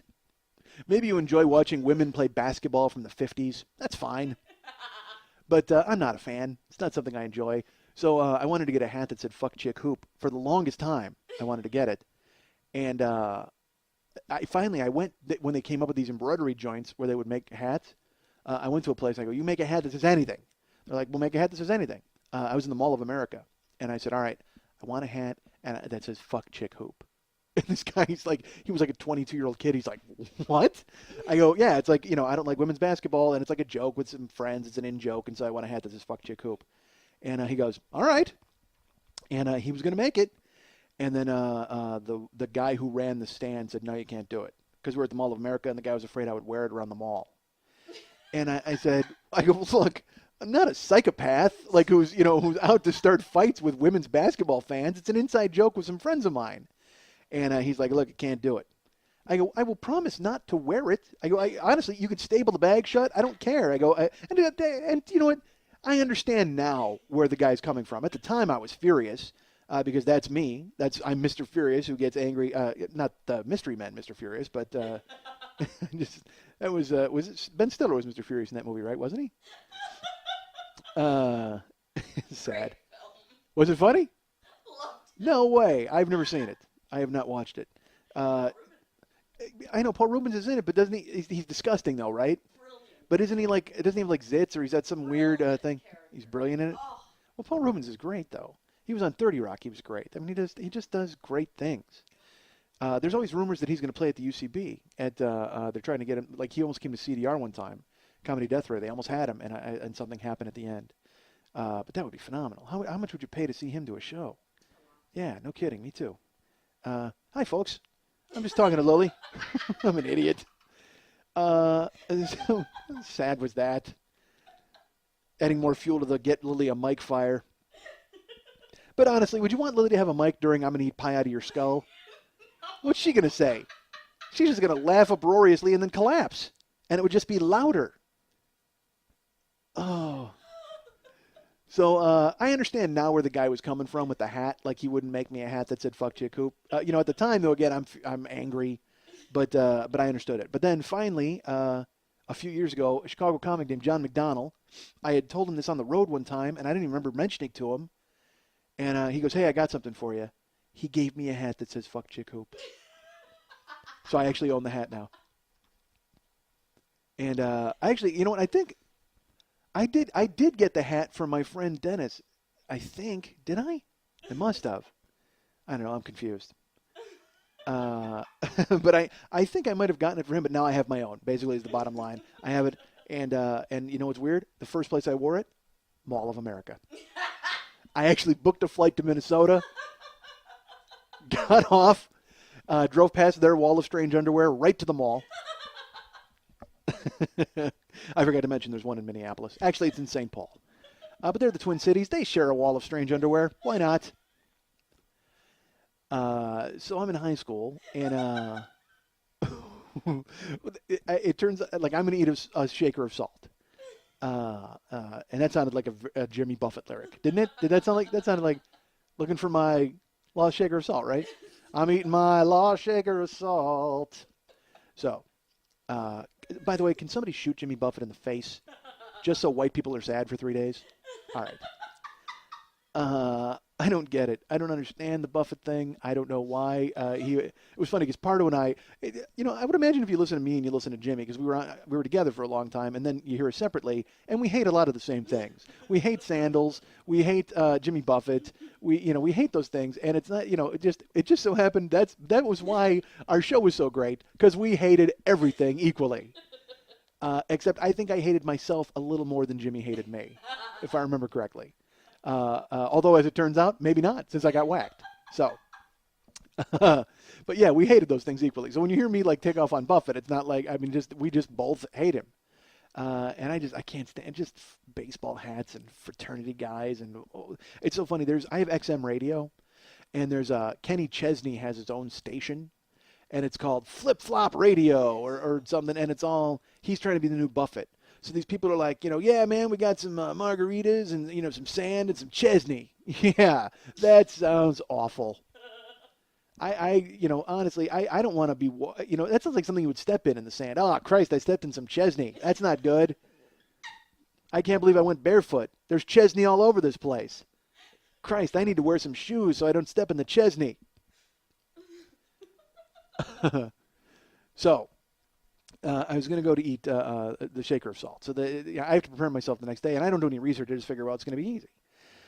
So the next day, it's almost there's, and again, if you've ever been to a title fight, there's that feeling in the air.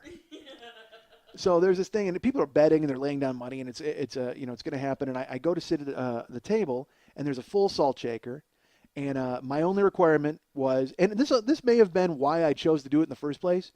I said I need 7 chocolate milks. Because I'm going to need that to to power down the salt. And so I might have done this whole thing just to get 7 chocolate milks.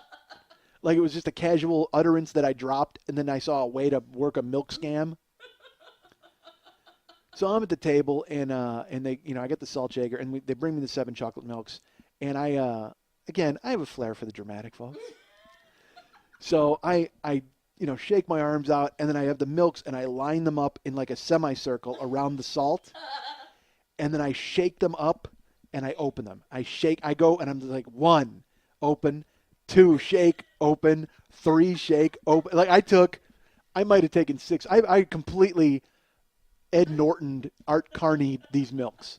Like just, I did everything I could to milk the moment. And I'm shaking the milk and opening it because I want it open to pound the milk as I'm swallowing the salt. So, all right, these guys are like, let's go, let's rock this. I take the cap off the salt. Salt is filled to the top. I tip my head back. I take the salt shaker, and I pour an entire salt shaker into my mouth to the point where you could see, like I could look down and see the salt out of my mouth. Like it's like a little mountain of salt that because I didn't swallow it. I filled my mouth with the salt. And you could see it above my lips, above my mouth, like it was there. And then everybody's just like, he's not going to do it. He's going to spit it out. There's no way he's going to do it. And I swallowed and then just started chugging milk. Boom, boom. So then it was like drinking salt sludge, but chocolatey, salty sludge, like the worst. But I'm doing it, and I'm swallowing the salt, and I'm drinking 1 milk, 2 milks, 3 milks, and the salt flavor is not going away.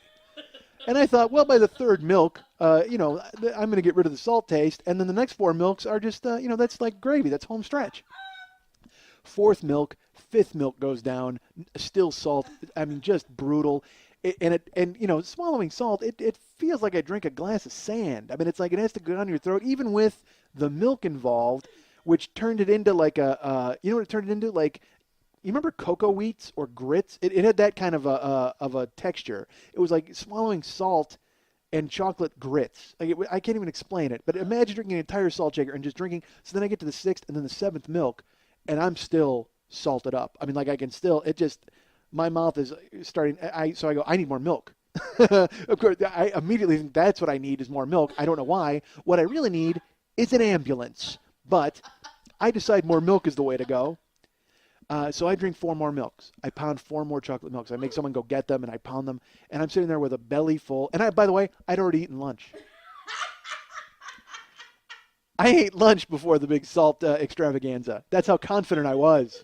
Because I figured if I had a lunch in there, if I had a nice solid base, it would suck up the salt. And we'd be rocking. Everything would be fine. So I finish, I drink the salt, I drink the milks, and it's just like, oh, like nobody can believe that I did it. Money is exchanging hands. I think I actually won $40, which, when you're in high school, that's like a retarded amount of cash. So I won 40, and then other people bet on me, and it was, all this money changing hands. It looked like the back room of a kitchen where guys are throwing dice, or like the belly of a ship where guys are just these illegal bets on what's going to happen, and all this money's changing hands, and I'm sitting there, and after about I'm going to say like 3 minutes, 3, maybe 5 at the most, I start feeling it. Like I start feeling this weird like rumble, like I when you're going to throw up and your mouth starts to water furiously. I'm sitting there, and it starts in my throat. Like my throat starts watering. Like I don't know how to explain it, but it was like my throat started to fill up from saliva or water or something. And I'm sitting there, and I looked at a guy sitting next to me, and I go, all right, are we done here? And the guy's like, yeah, and I go, all right, I'm going to go throw up. And I wasn't planning on making myself throw up. I just knew I was going to.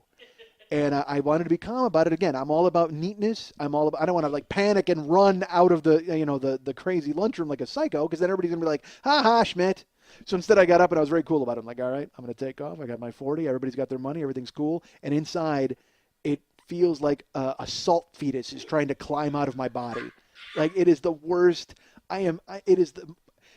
inside, like, you know when you start your car and it goes like zhoo, zhoo, zhoo, zhoo, zhoo, zhoo? That's what I feel inside my body. Like it's like spasms, and just a salty fist is punching at the walls of my stomach. Just wham, wham. Just like weird waves of salt and anger.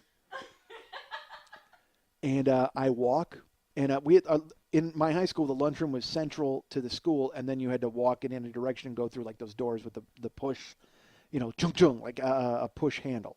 So I get to that handle and I push it, and as it closes behind me, I run as fast as I can. I sprint to the bathroom, and I get to the bathroom right by the history where all the history classes are, and I duck into the men's room, and it's on its way out, and I get into the stall right when it all flies out. 11 milks, a lunch, and that all comes out, and it's like, and it all is salty. It's all terribly salty, but it's not like uncomfortably salty. It's all just like, but it's salt. It's like, oh my God, here comes this lunch and 11 milks and the salt, which is fine. All of that comes out first, and I'm like, oh, and then the salt comes out, and I mean, it marches toward my mouth like Sherman through Atlanta, burning everything in its fucking wake. This salt comes charging up, and it is just rampaging out of me, and it's just like that. And I'm dry heaving, but not dry heaving. It's salt. It's like pure salt is coming out of me, just like, oh my God. Like I could have. Let's put it this way: if it was winter, I could have done probably 3 driveways by throwing up on them, because it was just nothing but pure blasts of salt coming up. Some of it dry. That was the scary part. I'd even drank 11 milks. It was in my stomach, and some of it came out like you were just dropping sand on the beach. Like, oh my God, I look like a dragon, like a salt dragon. That's what just like I'm spewing salt, just like this, and I'm probably making weird noises. And I God forbid anybody walked in or walked past, because you know what? Literally, if you walked in the bathroom or walked past, it was such an awkward, unbelievable noise. The only thing you could say would be, boy, that guy's throwing up salt. He's got to be. That's the only thing that could be happening there. That is the noise you make when you are throwing up a salt shaker and 11 milks. Because it was this anguished cry. Like I was trapped alone in the desert with no help, and I had nothing to do. And and the foxes were going to eat me. And it's just like terrible. It was awful. I don't know. I can't. So yeah, I don't even know if there are foxes in the desert, folks. I have to be honest. I don't know if there are foxes in the desert. I don't know if they eat humans. Foxes might eat humans, don't they? If I was a fox, I would. Desert fox. Desert fox. So Rommel ate humans, is what you're saying? That's what it was. Rommel ate people. All right. So, hey, wait, is this recording? There's no bumps. Oh, okay. I just looked at the laptop. Folks, don't ever let me look at the laptop when I'm recording at your house. Hey, so I'll tell you this. I'm supposed to do the Battleship Retention podcast. I'm supposed to tape it this week. Oh, that doesn't mean, so it's probably not out yet. I don't know when it'll be out. Let me just plug them anyway. Battleship Retention is a podcast. A couple of really good guys, David and Tyler, talk about movies. They've had me on once before, and I'm taping a podcast with them this week.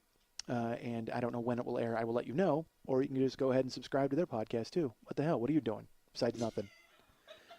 You guys can get me at mike@MikeSchmidtComedy.com. Go ahead and write me there.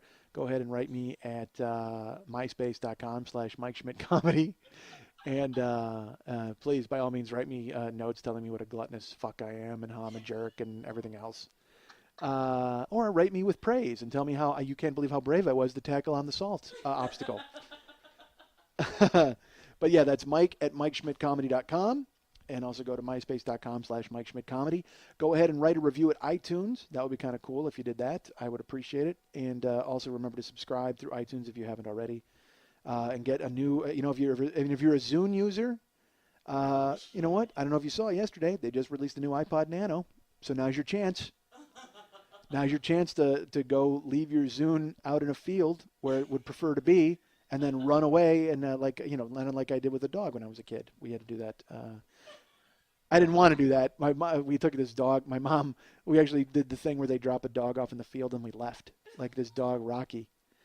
So all you people who are mad that I threw a cat, now you can be mad that we dropped Rocky off in a field. Wasn't my choice. Again, that was my mom. She got high and said, let's dump off the dog. So Mike@MikeSchmidtComedy.com, myspace.com/MikeSchmidtComedy. Also subscribe in iTunes, leave a review in iTunes. Remember, you can buy Never Not Funny Season 1, and you can hear me and Jimmy Pardo as we and Matt Belknap as we all hate on Jimmy Buffett and sandals and flip-flops. Go ahead and buy Never Not Funny Season 1. It is amazingly funny and also a source of income for me. Let's do that. Let's all give Mike some cash. And also go to comedyfilmnerds.com because I'm going to write a review of a movie that I saw this past weekend that was awesome. And I'll just tell you, it's called Man on Wire. If you get a chance to see it. Because it will, at once, it will inspire you, it will move you, and it will also shame you into realizing you've done nothing of import with your life whatsoever. If you're anything like me, you need to see it because it is fantastic. And Man on Wire, I will write a review. Although I guess I've kind of tipped the review. You don't have to read it, I suppose, because I probably won't write it. Because, again, I have no drive or work ethic. So that's why I was shamed by this film. So if I wrote the review, it would be just a self-fulfilling prophecy. So get me in all those places and write me all those notes, and I'll be in Scotland before ye. Okay, so. But yeah, I saw Man on Wire. Amazing film. I can't stress enough that you should see it. But maybe see it in a nicer theater than I saw it. Although, the theater I saw it was nice. It wasn't so bad. But Karen and I went, and I should say that Karen made me go see this movie. Like, she found it and was like, we should go. And I, of course, was like, no, I'm doing nothing. Why would I want to go see that film? But then I went, and again, it made me feel bad about doing nothing. So I see it, and it's fantastic. But it's in the theater. It's a theater I went and saw. I told a story in another episode about when I went and saw a movie about Darfur called Darfur Now, and it's this like activist indie theater. So like it's the popcorn's ironic. It's like that kind of place. So we show up at this theater and we're sitting in these, and they got new seats, thank God, because they used to be small seats. And I hated them because, again, big fat guy. Even when I was crazy fat, I barely would squeeze in. But now, still, just as a fat guy. But now they put in these new seats. Like the arm comes up and you can sprawl out. It's awesome. So the on the screen, the public service announcements are very different from, you go to other theaters and you see commercials for Starburst and for Chevy, and you go to this place and, they have like a monk setting himself on fire, shaming you about the world situation, and, a trivia quiz and a scramble. And when you unscramble the words, it's immigration. You know what I mean? It's like, that's not fun. Who's that fun for? Like the worst theater puzzles of all time. So yeah, nobody wants to see a rebus about AIDS. I mean, I don't want to see that. That's not interesting or entertaining for anybody. It's just depressing and sad. Nobody wants a Sudoku that when you wind up solving it, it's the phone number to a charity organization. I'm not interested in that. I'm just killing some time eating some Milk Duds. Back off. But the best part is they came up with an ad, and it was a guy. It was a naked guy, and he had an inner tube around his waist. And it was like, hey, you were the life of the party last night. Don't forget to get checked for syphilis. And I'm not even kidding. That's what it was. Just because it's in a predominantly gay area of town. It's very close. So I guess those people are having pool romps and then the next day winding up with strange bumps. I have no idea what's happening to those folks. But I understand what it was for. It was, it was a, hey, go get checked. We're all having a lot of fun, but don't forget to get a needle in your ass and make sure you're not infecting others. So this ad comes up probably like 3 different times as we're waiting for the film. And then finally Karen goes, I don't get this ad. I go, what do you mean? She goes, what do you get syphilis from an inner tube? Like, it doesn't make any sense to me. I go, no, honey, it's like, people who have risky sexual practices the night before had a naked pool party, and then they wound up getting syphilis, but now they have to go get a test. And then as I'm explaining it, I'm going, you're an idiot. Why are you even, you sound worse. I like her explanation a lot better. You got syphilis from an inner tube. But then I said to her, I go, yeah, it's just to go get syphilis. And then there was a beat, and she's like, oh, okay. And we're just sitting there. And then I go, we should go get syphilis tests. And she says, okay, wait a minute. Why? I said, to make sure we don't have syphilis. And she goes, okay. She's eating her popcorn. And she goes, wait a minute. How do you catch syphilis? And I said, judging by the frequency of these ads, I would assume it's sitting in this theater.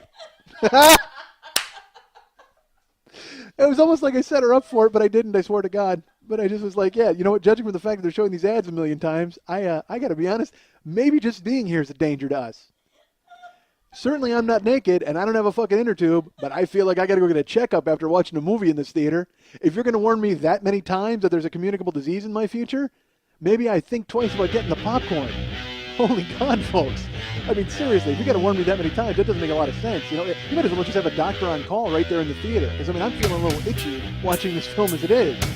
Seriously, I'm feeling a pain in my balls just thinking about it as I'm sitting here watching this incredible film that you've warned me so many times. You know, I think I'm gonna-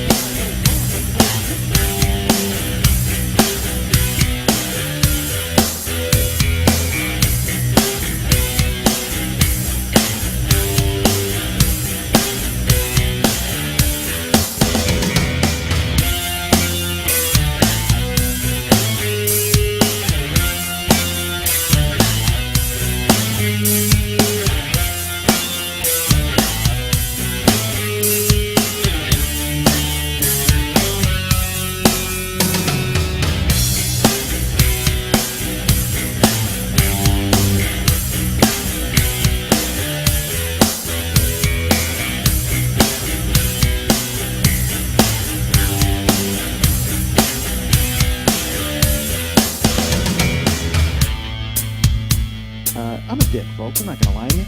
I'm a decent guy because I am a jerk. And I'm not a jerk. Man, I'm an awful guy. I'm not an awful guy. I am not a good guy. But I don't think I'm a bad person overall. So, and go ahead and by all means judge that. I'm kind of a jagoff. I got no future. What am I talking about? But I am a jagoff. And I'm not a jerk. I'm a nice guy. It's just I guess I have jerky tendencies. I've done so much ridiculous stuff, and then I wonder afterwards, I'm like, man, how come I don't hang out with anybody? Here's why, because you're a dick.